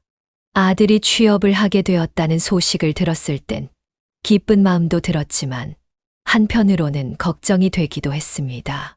부모 마음이라는 게 그렇잖아요. 아무리 아들이 야무지고 착실해도 세상 물정은 아차하는 순간에 발목을 잡기도 하니까 말입니다. 그래서 저는 항상 아들에게 당부했습니다. 영주야, 혹시 힘든 일 생기면 꼭 엄마한테 말해. 괜히 엄마 걱정할까 싶어서 마음속으로 숨기고 끙끙 앓고만 있지 말고. 걱정하지 마셔요. 어머니, 제가 무슨 어린애예요? 저도 이제 내일 모레면 30대예요. 그리고 이제 취업도 했으니까 장사 그만하세요. 연세를 생각하셔야죠. 아이, 장사를 접기는 뭘 접어. 큰일 날 소릴. 너 어릴 때부터 한자리에서 쭉 해왔는데 물건들 힘이라도 남아있을 때 한 푼이라도 더 벌어놔야 나중에 너 결혼 미천을 걱정 없이 대줄 거 아니야. 아휴, 우리 어머니 고집 정말 못 말린다니까. 그렇게 아들이 취업을 하고 나서도 저는 꾸준히 시골 생활을 하면서 장사를 했습니다. 이따금씩 아들이 서울로 올라와서 같이 살지 않겠느냐는 이야기를 하기도 했지만 시골에 살던 사람이 도시 생활을 하게 되면 적응을 못한다는 이야기가 만연하기도 하고 또 제가 이곳에 머물러 사는 것이 좋았기에 꾸준히 아들의 제안을 거절했습니다. 그렇게 아들이 직장 생활을 한 지 3년쯤 접어들었을 무렵 느닷없이 제게 전화가 와서 이런 이야기를 하는 겁니다. 어머니, 사실 저 만나는 사람이 있어요. 한번 인사를 시켜드리고 싶은데 괜찮으세요? 응, 여자친구가 있었어. 엄마한테 말을 하지. 사람 일이라는 건 어떻게 될지 모르는 거잖아요. 만나다가 헤어질 수도 있는 거고, 괜히 가벼운 마음으로 만났다가 헤어지면 또 민망하니까 말씀 안 드리고 있었는데, 이제는 서로 결혼 이야기가 오가고 있어서 한 번은 보여드려야겠다 싶더라고요. 오, 그래. 괜찮은 아가씨인가 보네. 엄마는 언제든 괜찮으니까 너희 일정 맞춰보고 데리고 와. 궁금하다. 우리 아들이 만나는 아가씨가 어떤 아가씨인지. 아들의 이야기를 듣는 순간 심장이 쿵쿵 뛰더라고요. 우리 아들이 벌써 결혼을 이야기할 나이가 되었나 싶기도 하고 그냥 뭐라 말할 수 없는 감정들이 왔다리 갔다리 하는 것 같았어요. 그리고 얼마 지나지 않아 아들은 주말에 여자친구와 함께 내려왔습니다. 회사 동료로 만나 1년 넘게 진지하게 사귀고 있다고 하더라고요. 이렇게 처음 만나게 된 사람이 바로 지금의 며느리입니다. 며느리의 첫인상은 무척 도회적이었습니다. 저처럼 시골 흙냄새가 몸에 밴 사람과는 전혀 다른 공기를 품고 있달까요? 새하얀 셔츠에 잘 어울리는 검정 바지를 입은 모습이 제가 TV에서나 보던 세련된 직장인 같더군요. 그리고 태어나서 지금까지 서울에서만 살았다기에 혹시라도 깍쟁이는 아닐까 걱정했는데 생각보다 사근사근 제게 말을 잘 걸어줬습니다. 어머님, 평소에 영주 씨가 어머님 자랑을 많이 했어요. 그래서 어머님이 어떤 분이실까 하고 너무 궁금해했는데 이렇게 뵙게 돼서 기뻐요. 오래간만에 도시 벗어나서 상쾌한 공기도 마시고요. 우리 영주가 내 자랑을 많이 했나 보네요. 딱히 자랑할 만한 사람은 아닌데 나도 아가씨를 이렇게 만나게 되어서 너무 기쁘고 반가워요. 아, 멀리서 오느라 힘들었죠. 배도 많이 고플 텐데 얼른 밥 차려줄게요. 그날 저는 있는 반찬 없는 반찬 다 꺼내서 상을 차렸어요. 아들이 온다고 갈비찜도 하고 감자조림, 콩나물 무침, 연근조림, 시골에서 직접 담근 김치 등등. 도시 밥상보다는 조금 촌티나 보이기는 했지만 그래도 정성껏 상을 차리니 며느리가 입을 떡 벌리며 감탄을 하더군요. 서울에서는 그냥 배달 음식만 시켜 먹어서 이렇게 밥상을 차려 먹는 게 너무 오랜만이라고 하면서요. 그렇게 이야기를 하고서는 제 옆에 딱 붙어서 상 차리는 것을 도왔습니다. 처음 대면하는 이 자리가 불편할 법도 한데 그런 기색 하나 없이 조곤조곤 말도 잘 붙이고 살갑게 먼저 다가올 줄도 아는 며느리가 참 예뻐 보였습니다. 우리 아들의 짝으로 손색이 없겠다 싶었죠. 그렇게 조심스럽게 결혼을 하고 싶다는 의사를 밝힌 두 사람을 저는 망설임 없이 허락했습니다. 그런데 문제는 결혼을 준비하는 과정에서부터 시작됐어요. 어머니, 집은 은진네 쪽에서 해오겠다고 해요. 혼수도 큰 건 은진네 쪽에서 준비할 거라고 저희는 그렇게 크게 준비할 게 없다고 하시네요. 아니, 신혼집도 모자라서 혼수까지? 예, 그러지 말라고 해라. 부담스럽게. 엄마도 돈 충분히 있어. 내가 이럴 때 아낌없이 쓰려고 돈 모아놓은 건데. 에이, 저희도 돈 있어요. 어머니, 가전제품 같은 건 저희 돈으로 준비하면 돼요. 어머니는 아무것도 준비하지 않으셔도 된다고 말씀드리라 하시더라고요. 부담 가지지 마시라고. 저는 처음엔 그게 고맙기도 했지만 어딘지 모르게 찜찜한 기분이 들었습니다. 제 형편이 막 돈을 펑펑 써도 될 정도로 넉넉하지는 않아서 결혼 비용을 모두 대줄 수 없긴 해도 혼수나 신혼집을 사는데 보태주는 것 정도는 충분히 할 수 있었는데 싶었죠. 아들 입장에서는 처가댁이 일방적으로 신혼집도 해주시고 혼수도 몇 가지 해주시고 나면 괜히 그쪽에 빚지는 기분이 들 수도 있지 않을까 싶어서 조금 마음이 편치 않았습니다.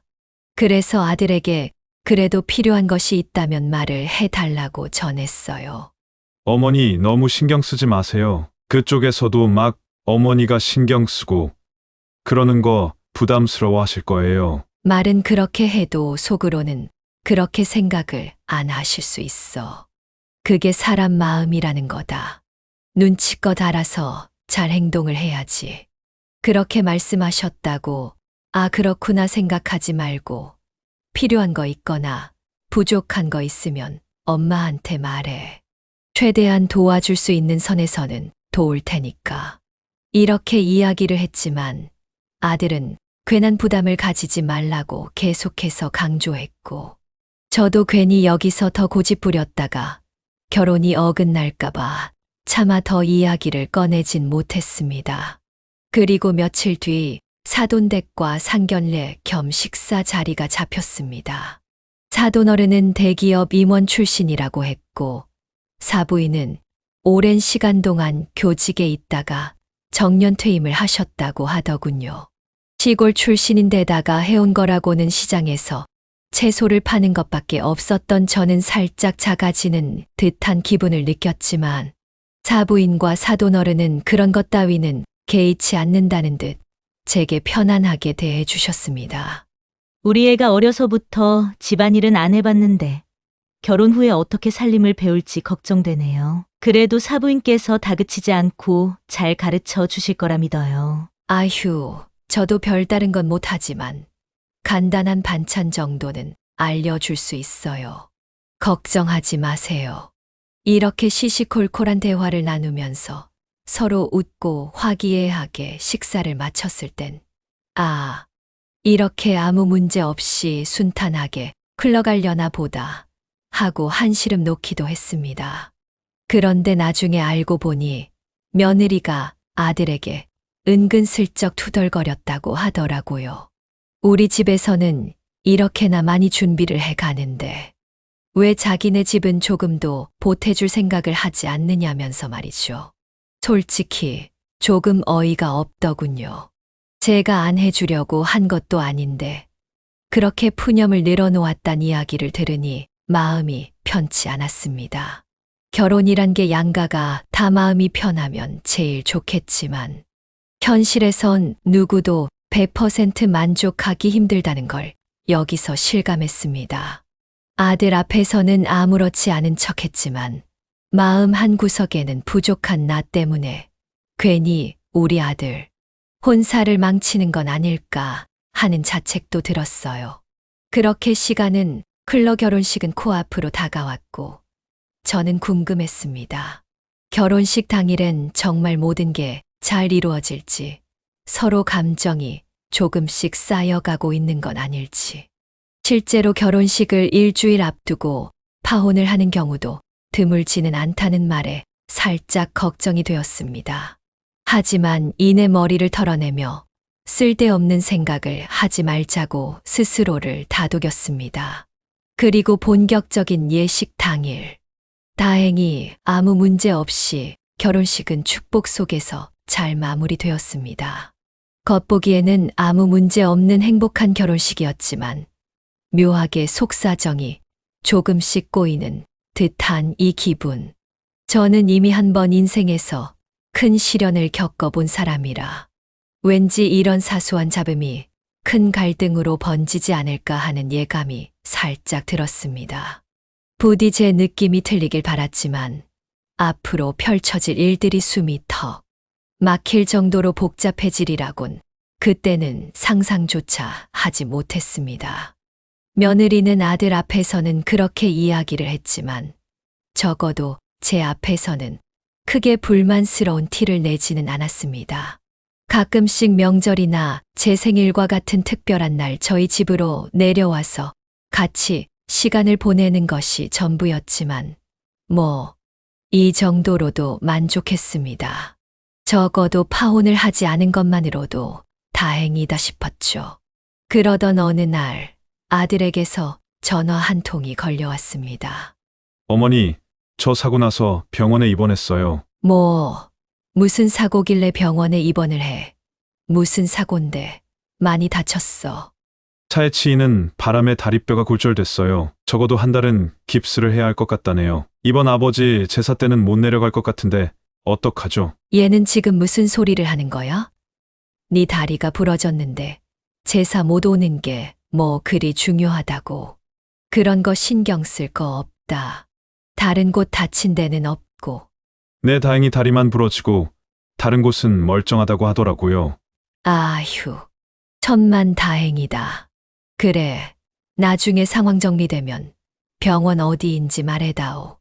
엄마가 올라갈 테니까. 아들이 사고를 당했단 소식을 듣고 심장이 미친 듯이 벌렁거렸습니다. 그래도 불행 중 다행히 다리 외에는 다친 곳이 없다고 하기에 그나마 조금은 마음을 놓을 수 있었죠. 그리고 며칠 후 아들은 상황이 어느 정도 정리가 됐다며 제게 입원한 병원을 알려줬습니다. 저는 가게를 며칠 쉬기로 하고 곧장 아들이 있는 서울의 병원으로 기차를 타고 올라갔어요. 많이 다치지는 않았지만 한쪽 다리에 통깁스를 하고 있는 아들의 모습을 보자니 마음이 아파왔습니다. 좀 조심하지 그랬냐며 괜한 타박을 하고는 이런저런 이야기를 나누는데 이상하게 며느리가 보이질 않는 겁니다. 주말이었는데도 말이죠.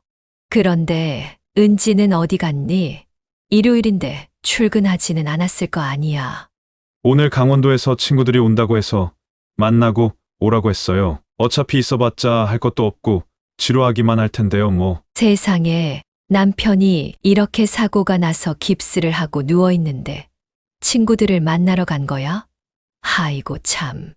친구들이야 얼마든지 만날 수는 있지만 어느 정도 괜찮아지고 나면 만나던지 하지. 그런 것까지 일일이 간섭할 필요 있나요, 제가 아예 거동을 못하는 것도 아니고. 괜찮아요, 어머니.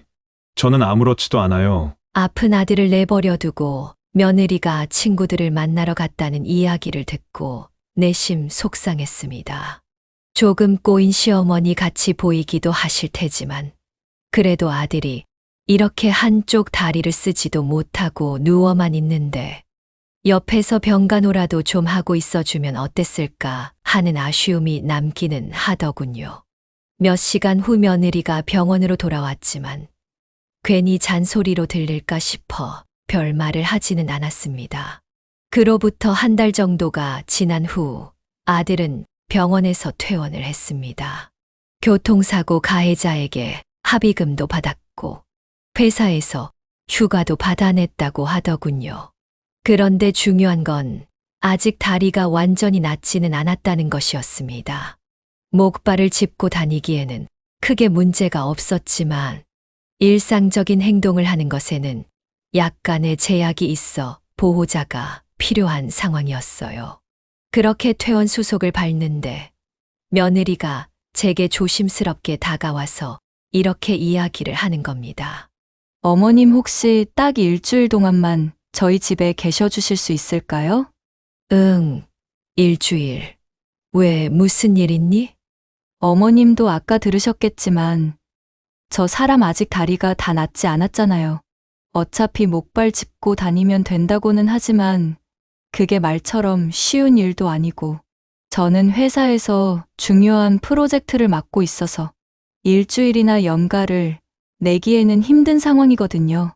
그렇다고 그 일주일 동안 간병인을 쓸 수도 없는 노릇이고 해서 어머님이 저희 집에 있으면서 그의 병간호를 좀 해주셨으면 좋겠어요. 물론 비용은 제가 다 드릴게요. 며느리의 부탁에 저는 곰곰이 생각을 했습니다. 듣고 보니 며느리의 말도 일리가 있더군요. 고작 일주일 때문에 간병인을 쓰는 건 돈 낭비고, 그렇다고 간병인 없이 혼자 생활하게 뒀다가 행여나 또 다른 사고라도 난다면 골치 아플 일이었습니다. 그래서 저는 알겠다고 말하고 일주일 동안 가게 문을 닫아 놓는다고 적어두고 짐을 싸들고 아들네 집으로 찾아왔어요. 항상 집에 혼자 있다가 아들과 같이 시간을 보내니 그래도 나름 행복하더군요. 삼시세끼 내 자식에게 따뜻한 밥을 차려줄 수 있다는 게 좋았습니다. 그런데 며느리는 정신없이 바쁜지 3일 연속으로 새벽 귀가를 하더군요. 어느 날은 살짝 술에 취해 있는 것 같기도 했습니다. 너 혹시 이 시간까지 술 마시고 들어온 거니? 아, 죄송해요. 어머님 팀원들끼리 회식이 좀 있어서. 저 때문에 깨셨어요? 아니다. 그냥 잠이 안 와서 안 자고 있었어. 너무 늦게까지 돌아다니면 못 써. 세상이 얼마나 흉흉한데. 그리고 술 마시고 들어오면 연락이라도 좀 해주던가. 나는 여태까지 일하다 들어온 줄 알았잖아. 죄송해요. 어머님 예상에도 없었던 회식이라. 아, 혹시 식사는 하셨어요? 응. 아니, 안 먹었다. 배가 별로 안 고팠어. 왜 아무것도 안 드셨어요? 배가 안 고파도 드셔야죠. 제가 라면이라도 끓여드릴게요. 아니다 됐다. 나 원래 라면 같은 거 잘 안 먹어. 어른들은 꼭 그렇게 말씀하시더라고요. 라면은 몸에 안 좋아서 안 먹는다 하시면서요. 그래도 어머니, 저희 집에는 겉면밖에 없어요. 겉면은 몸에 좋대요. 제가 정성껏 끓여드릴게요. 저는 계속해서 거절을 했지만 술에 취한 며느리의 귀에 그 말이 들릴리 만무했습니다. 결국 며느리는 손수 제게 라면을 끓여줬고 딱히 먹고 싶은 생각은 없었지만 그래도 며느리의 정성을 생각해서 맛있게 먹어줬어요. 그런데 그 라면을 먹은 것이 사건의 시작이었습니다. 딱 일주일이면 된다던 며느리의 부탁은 일주일로 끝나지 않았습니다. 일주일만 지나면 본인이 알아서 케어하겠다고 했으면서 제게 일주일, 아니, 한 달만 더 있어 달라고 부탁을 하더군요.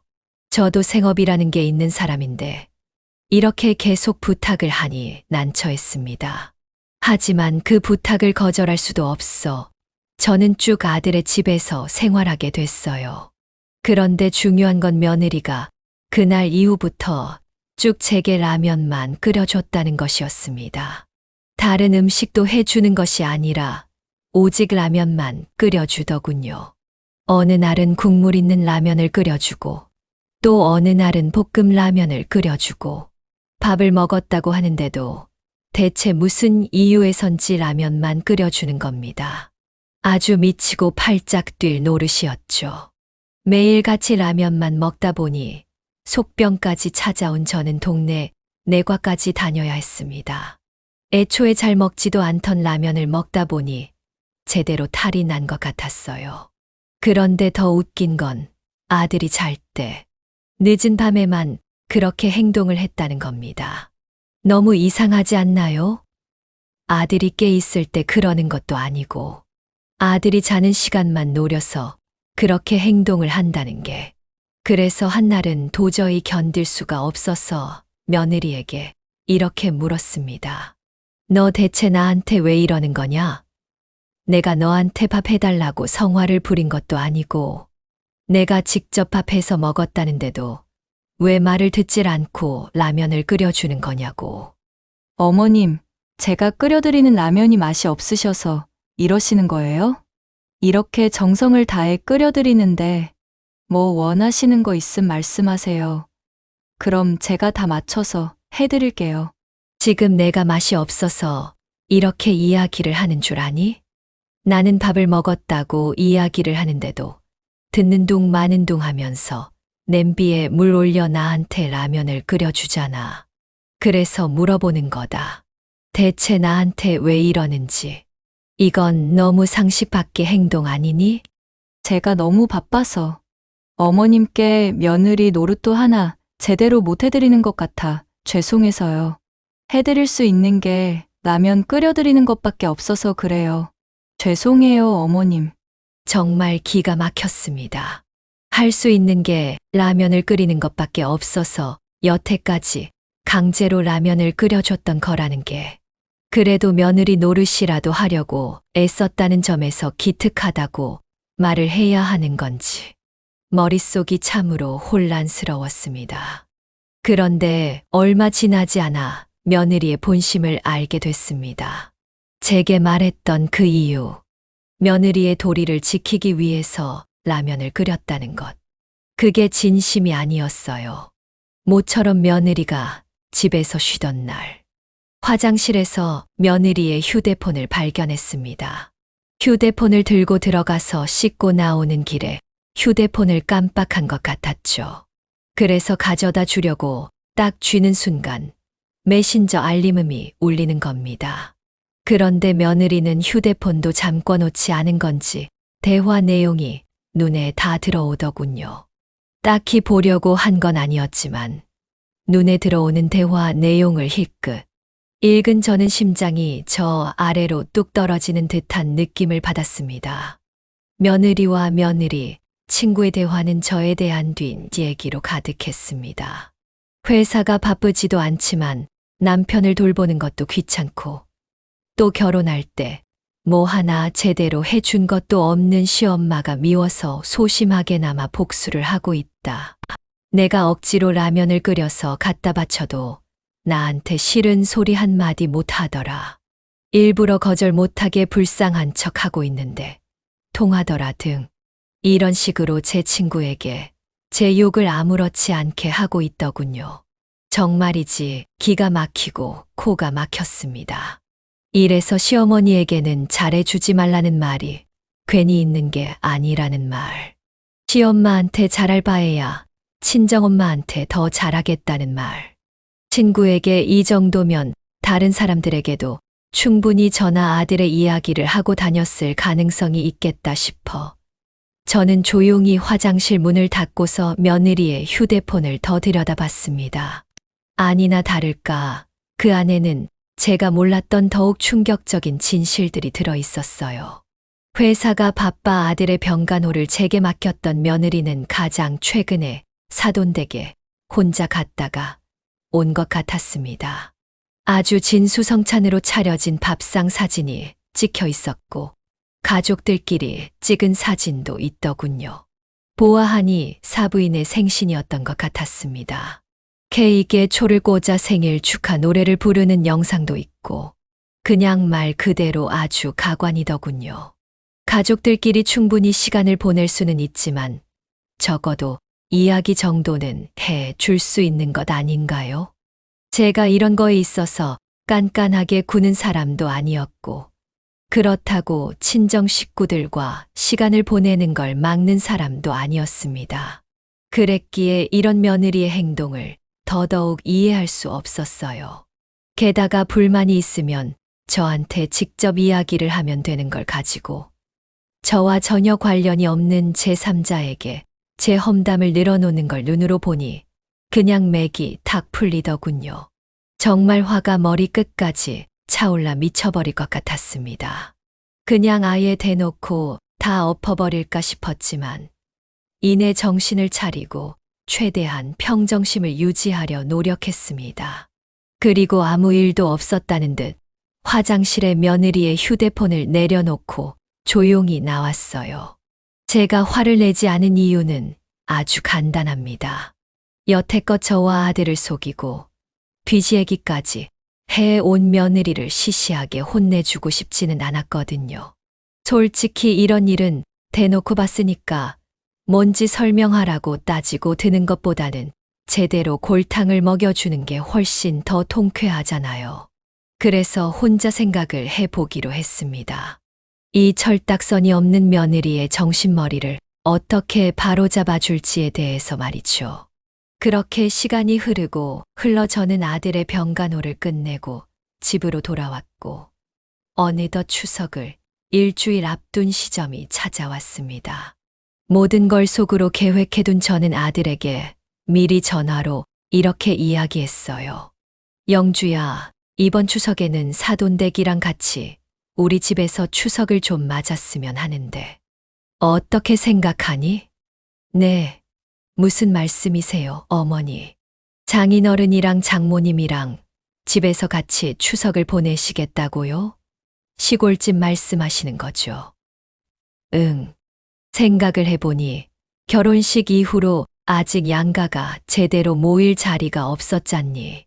맛있는 음식 차려놓고 명절 분위기를 내면 서로 더 가까워지고 좋지 않겠어. 사돈께는 내가 전화를 드릴 테니 그렇게 알고 추석날 집으로 내려오면 된다.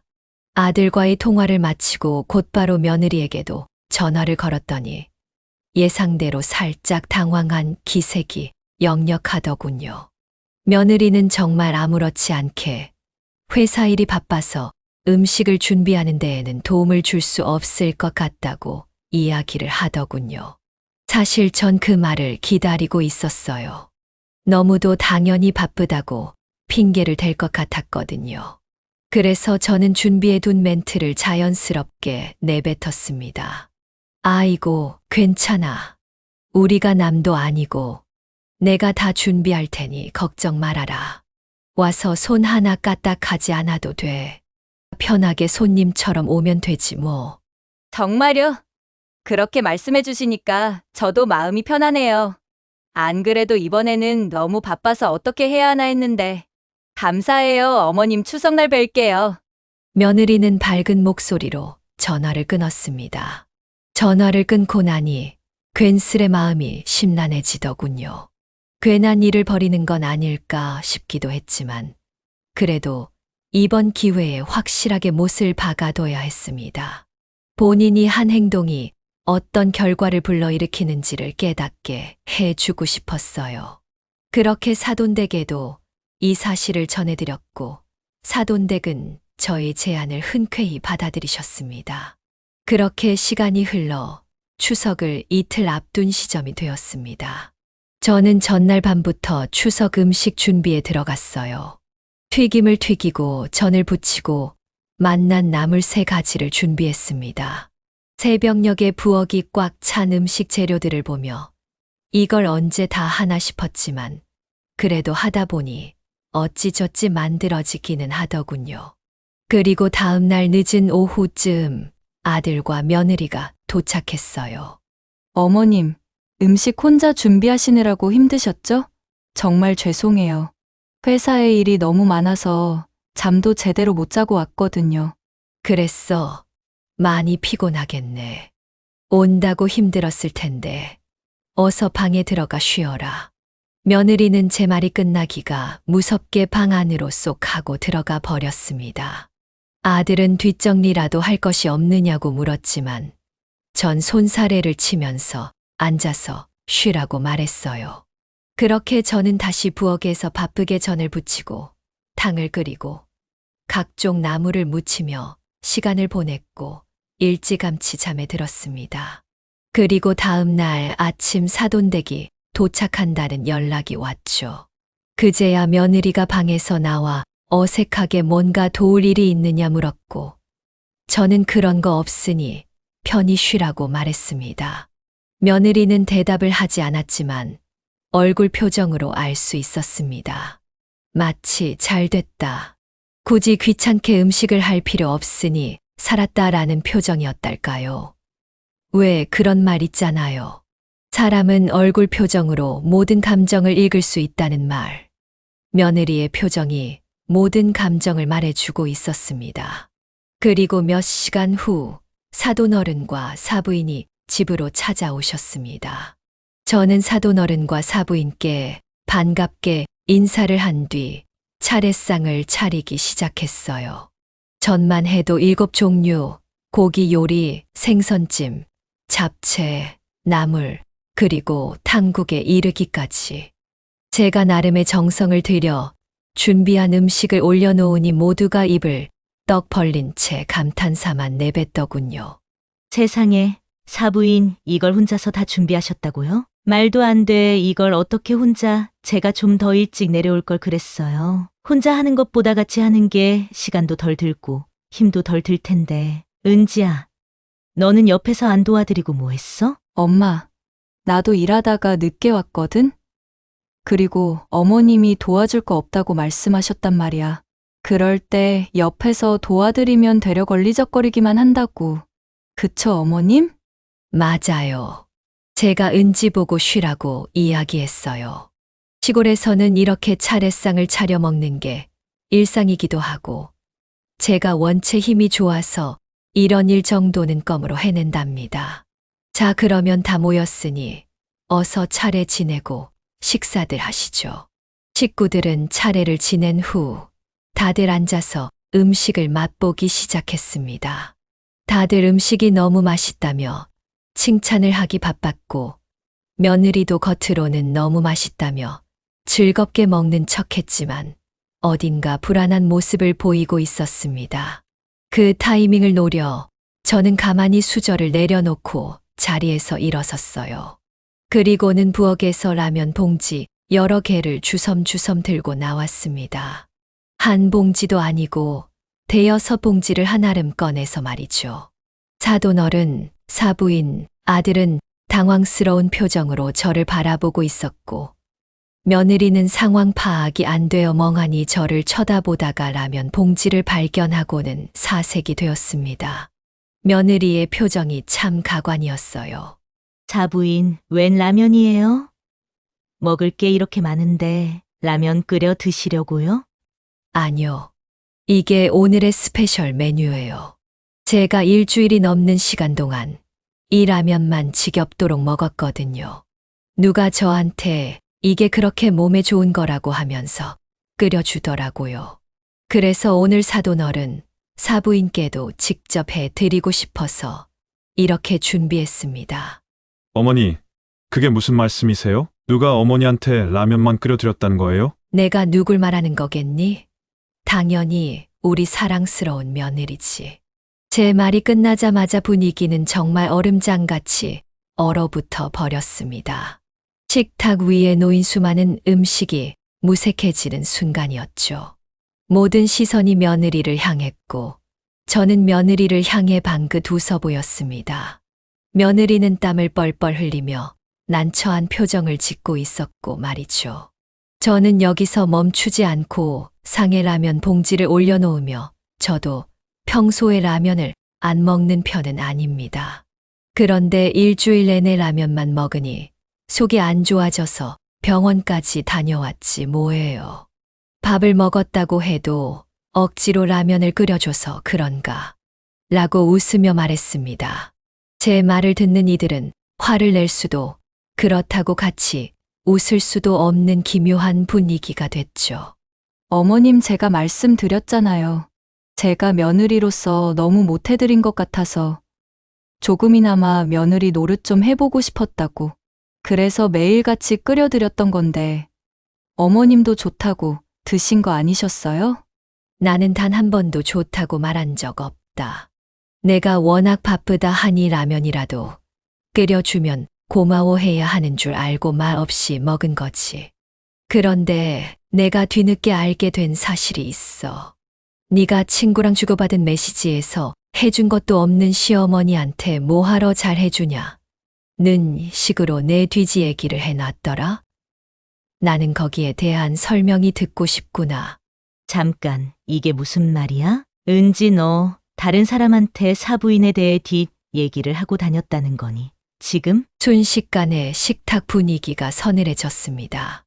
아들은 당황스러워서 말을 잇지 못했고, 사부인은 며느리를 흔들며 무슨 말이라도 해보라며 화를 내고 있었습니다. 며느리는 입술을 꽉 깨물고 고개를 들지 못했어요. 괜히 아니라고 변명을 할까 싶어 그동안 제가 찍어 놓은 라면 사진들과 며느리와 며느리의 친구가 나눈 대화를 찍어둔 것들을 보여드렸습니다. 결국 사부인과 사돈어른께서 언성을 높이고 고함을 지르며 며느리는 그제야 울먹이며 서운해서 그랬다. 자기도 그러지 않으려고 했는데 서운한 건 어쩔 수가 없더라. 와 같은 말을 더듬거리기 시작했습니다. 그 말을 들으니 저도 가슴이 답답해지는 것 같았어요. 저도 복수랍시고 이런 일을 벌였지만 막상 상황이 이렇게 되니 별로 기분이 좋진 않더라고요. 그래서 우선 상황을 중재시켰습니다. 두 분 다 너무 화내지 말고 우선 진정하셔요. 제가 상황을 이렇게 만들려고 한 게 아니라 그냥 문제가 있으면 다 같이 모여서 이야기를 나누고 풀었으면 하는 마음에서 이야기를 꺼낸 겁니다. 어머님, 죄송합니다. 제가 정말 경솔했어요. 그 라면 얘기는 사실 혼수 때문에 서운함이 있었는데 친구랑 장난스레 얘기한 게 그만. 그럼 그렇다고 애초에 터놓고 말을 했어야지. 어른을 뒤에서 그런 식으로 욕하다니. 내가 정말 크게 잘못한 거야. 자부인, 정말 죄송합니다. 애들 결혼할 때 저희가 지원을 많이 해줬던 건 순전히 애들이 잘 살았으면 하는 마음에서 한 거였는데 얘가 너무 철없는 짓을 했네요. 분위기는 엉망이 되었지만 오히려 이 계기로 모두가 솔직하게 심정을 털어놓을 수 있었어요. 며느리는 끝내 눈물을 펑펑 흘리며 제게 사과를 했고 저도 며느리에게 마음을 풀기로 했습니다. 다시는 그러지 않겠다는 약속까지 받아낼 수 있었죠. 그렇게 겨우 상황은 정리될 수 있었습니다. 솔직히 이날이 지나고 나면 모든 게 바로 해결될 줄 알았어요. 이걸 이야기해서 며느리가 반성하고 저도 노여움을 풀면 차츰 사이가 나아질 거라 생각했거든요. 하지만 인생이라는 건 그렇게 쉽지가 않더군요. 사돈어른과 사부인이 서울로 먼저 올라가자마자 며느리는 눈빛을 싹 바꿔 제게 달라들기 시작했습니다. 어머님, 제가 이 말씀까지 안 드리려고 했는데 어머님 정말 유치하시네요. 어떻게 저희 부모님을 여기까지 불러서 그런 이야기를 하실 수가 있어요? 왜? 내가 없는 이야기를 지어서 한 것도 아니고 틀린 말을 한 것도 아닌데. 그리고 너 나한테 울면서 죄송하다고 말하지 않았니? 아무리 그래도 저희 부모님 앞에서까지 그렇게 말씀하실 건 없었잖아요. 당신, 지금 어머니 앞에서 무슨 짓이야? 당장 그만 못해. 안 되겠다. 어머니, 저희도 이만 올라가 볼게요. 지금 이 상황에서 대화 나눴다가는 해결도 안 되겠어요. 가긴 어딜 가? 나 아직 말 안 끝났어. 눈을 부릅뜨고 바락바락 달라드는 며느리를 아들이 질질 끌고 갔습니다. 저는 그 모습을 보며 며느리가 정신을 차리려면 한참 멀었다는 생각을 했어요. 제 부모 앞에서는 잘못했다며 눈물을 펑펑 쏟아놓고서는 돌아서니 바로 이중적인 모습을 보이는 게 마냥 기가 차더군요. 그렇게 일이 마무리되고 다시 아들 내외에게 연락이 온 건 추석이 끝나고 열흘 정도 지난 시점이었습니다. 아들이 진지하게 나누고 싶은 이야기가 있다며 주말에 며느리와 함께 시골집으로 내려오겠다고 말을 하더군요. 그래서 저는 그러라고 했습니다. 대체 무슨 이야기가 더 할 게 남아서 그런가 싶기도 했고 앞에서 또 눈을 뒤집어 까고 대들면 저도 가만히 있지 않을 생각이었죠. 그런데 주말에 찾아온 아들과 며느리는 사뭇 분위기가 달랐습니다. 며느리는 어쩐지 제게 달라들 기색이라고는 조금도 보이지 않았고 도끼라고는 싹 빠진 채 고개를 푹 숙이며 우물쭈물거리고 있었어요. 그 모습을 보는 순간 참 묘하다는 생각이 들더군요. 별 것도 아닌 거 가지고 제 욕을 하면서 복수를 하던 애가 이젠 새파랗게 질린 표정으로 저를 바라보고 있다는 게 참 어색하기도 했습니다. 아들은 계속 망설이고 있는 며느리의 등을 떠밀며 말을 시켰어요. 어머니한테 드리고 싶은 말씀이 있다고 했잖아. 빨리 이야기해. 어머님 얼마 전 있었던 일은 정말 죄송했어요. 사실 전 혼수 문제도 그렇고 결혼 비용 문제도 그렇고 뭔가 묘하게 억울하다고 생각했어요.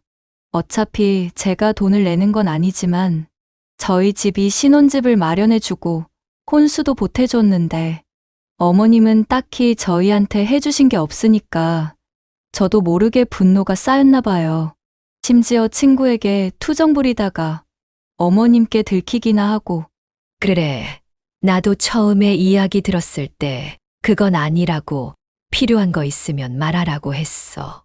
그런데 끝까지 나한테는 아무 말도 안 하길래 나중에 너희가 정말 힘들 때 도와줘야겠다 생각했고, 그게 그렇게 서운했으면 나한테 대놓고 이야기를 했어야지. 뒤에서 어른을 그렇게 험담하는 건 옳지 않은 행동이야. 그렇게 저희 세 사람은 그날 저녁까지 아주 솔직하고도 긴 대화를 나눴습니다.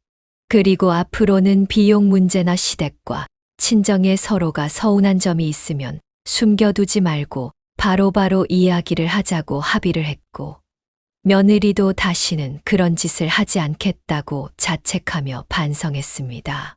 그리고 저도 며느리에게 사돈댁을 불러다가 그렇게 대놓고 잘못을 폭로한 것에 대한 것을 사과했어요. 그러고 나니 마음속에 꽉 막힌 곳이 뻥 뚫리는 기분이 들었습니다. 한참 동안 긴장한 표정으로 있던 아들도 안도의 한숨을 내쉬었고, 며느리도 울다 웃다를 반복했어요. 한편으로는 이 일을 벌이길 잘했다는 생각도 했습니다. 이 사건이 일어나지 않았더라면 우리는 쭉 겉으로만 예의를 갖추고 속으론 돌을 던지는 관계로 남았을 수도 있었을 테니까요. 그 후로 얼마 동안은 별 소식 없이 조용했습니다. 저도 그동안 못했던 장사를 하느라 정신이 없었고, 아들과 며느리도 회사 생활을 하느라 분주하게 지내는 듯했죠. 그러던 어느 날 텃밭에서 채소를 고르다 문득 며느리 생각이 나더라고요. 잘 지내고 있을까, 바쁘다고 밥을 제대로 챙겨 먹지 못하는 건 아닐까 하는 생각이 들어서 곧바로 전화를 걸었습니다. 그런데 며느리는 전화를 받자마자 예전과 다른 온화한 말투로 제게 먼저 인사를 건네더라고요. 어머님, 잘 지내시죠? 제가 먼저 전화드렸어야 하는데 죄송해요. 아유, 무슨, 너도 바쁜 거 뻔히 아는데 밥은 잘 챙겨 먹고 다니는 거지? 요즘 너무 정신이 없어서 점심도 제대로 못 챙겨 먹고 다녀요. 그래서 요새 회사에 도시락 싸 가볼까 생각 중인데 마침 집에 김치가 다 떨어져서요. 혹시 어머님표 김치 좀 얻을 수 있을까요? 세상에, 이게 웬일이야? 우리 며느리가 나한테 김치 달라는 소리를 다 하고. 저희 요즘 집에서 음식 해 먹는 거에 맛들렸어요. 남편도 요즘은 건강식에 관심이 많아졌고, 저도 라면 말고 제대로 된 요리를 해보고 싶어서. 그리고 김치 보내주시는 김에 혹시 채소도 좀 보내주실 수 있을까요? 제가 돈 붙여드릴게요. 아니면 제가 직접 가도 되고요. 그래, 그럼 토요일에 올래? 내가 고구마랑 배추도 좀 뽑아 놓을게. 김치도 새로 담그려고 했으니 그때 다 같이 줄게. 영주랑 같이 내려올 거지. 그이는 회사 일 때문에 토요일에 출근할 수도 있는데 같이 못 가면 제가 혼자라도 내려갈게요. 혼자라도 내려갈게요. 라는 말이 어찌나 그렇게 기쁘게 들리던지. 그 전화 이후로 저는 콧노래를 부르며 텃밭을 더 열심히 돌봤습니다. 그리고 토요일 아침 며느리가 차를 몰고 혼자 저희 집으로 찾아왔어요. 저를 향한 말투나 표정이 확실히 달라진 느낌에 저도 며느리에게 자연스럽게 살갑게 대할 수 있었습니다. 저희는 부엌에 나란히 서서 마치 모녀지간인 것처럼 대화를 나누며 반찬들을 정리해 나갔습니다. 온 김에 젓갈을 비롯한 여러 반찬들도 바리바리 싸줬어요. 그러다 중간중간 제가 손목을 살짝 주무르며 인상을 쓰자 무거운 걸 드는 건 본인이 하겠다며 저를 챙겨주기도 했습니다. 사실 전 아무렇지도 않은 척했지만 몇십 년간 장사를 해 온 터라 불현듯 손목이 시큰거릴 때가 있거든요. 그 순간 우리 관계가 정말 좋아졌구나 라는 생각에 마음 깊숙이 안도감이 들었습니다. 그러다 갑자기 며느리가 웃으며 이런 이야기를 하더군요. 저 사실 얼마 전까지만 해도 결혼 생활이 왜 이렇게 힘들까? 결혼을 괜히 한 건 아닐까? 그런 생각을 했었어요.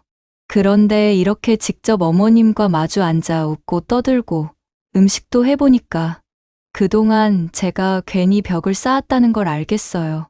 솔직히 그 일 아니었으면 지금도 그 벽을 못 넘었을지도 모르겠다는 생각도 들어요. 글쎄 말이야. 나도 굳이 사돈댁 앞에서 그 일을 폭로할 필요가 있었을까 싶을 때가 있어.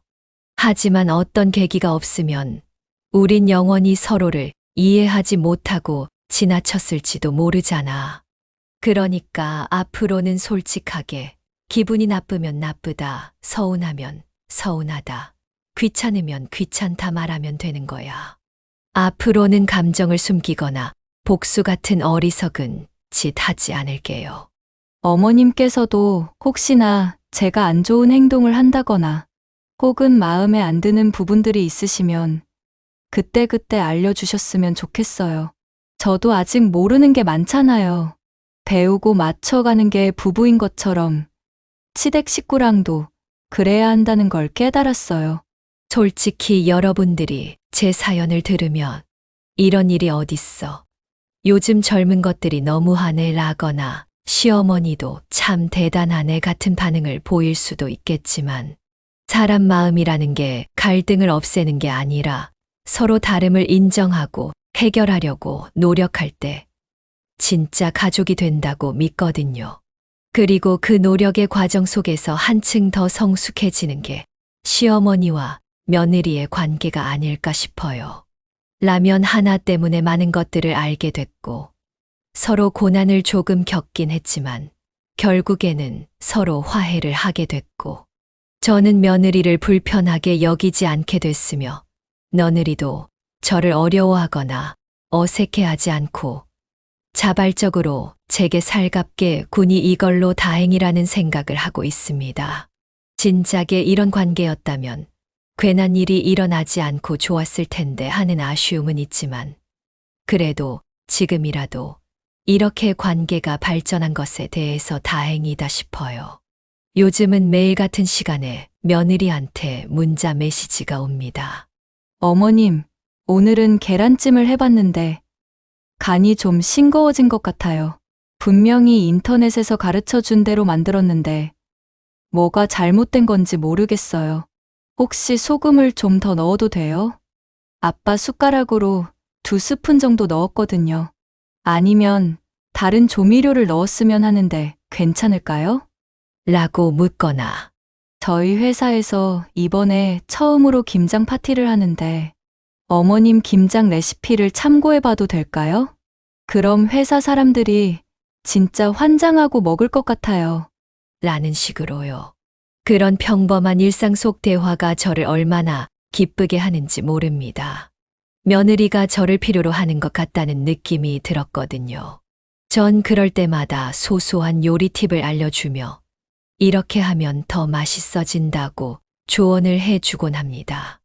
이 일을 통해서 제가 깨달은 건 피하고 숨기기만 해서는 안 된다는 사실입니다. 숨겨봐야 속병만 생기고 서로 관계는 있는 대로 틀어져 버리는 악순환이 일어날 뿐이잖아요. 차라리 한바탕 난리를 치더라도 그 뒤에 화해하고 가까워지는 것이 훨씬 낫다는 것을 제대로 깨닫게 됐습니다. 이제 우린 새로운 가족으로 거듭나기 위해 차근차근 걸어나가고 있습니다. 언젠가 완전히 익숙해져서 서로를 편안하게 대하고 농담도 자연스럽게 주고받는 시점을 향해 말이죠. 지금도 물론 편안한 관계지만 나중에는 이런 기억도 사라질 정도로 편한 관계가 되기 위해 저도 많이 노력을 해야 할 것 같습니다. 저의 긴 이야기를 들어주셔서 진심으로 감사합니다. 모두들 행복한 하루를 보내시기를 바라겠습니다. 네, 오늘 이야기는 어떠셨나요? 오늘 이야기를 듣고 어떻게 생각하시는지 어머님, 아버님의 생각을 댓글로 공유해주세요. 저는 또 다른 사연으로 찾아뵙겠습니다. 좋아요, 구독, 알람 설정을 통해 앞으로도 따뜻한 정을 나눌 수 있게 함께 해주세요. 어머님, 아버님의 삶의 지혜와 경험을 나눌 수 있는 통로가 되겠습니다. 오늘도 인생을 바꾸는 관점을 통해 사연을 들어주셔서 감사합니다.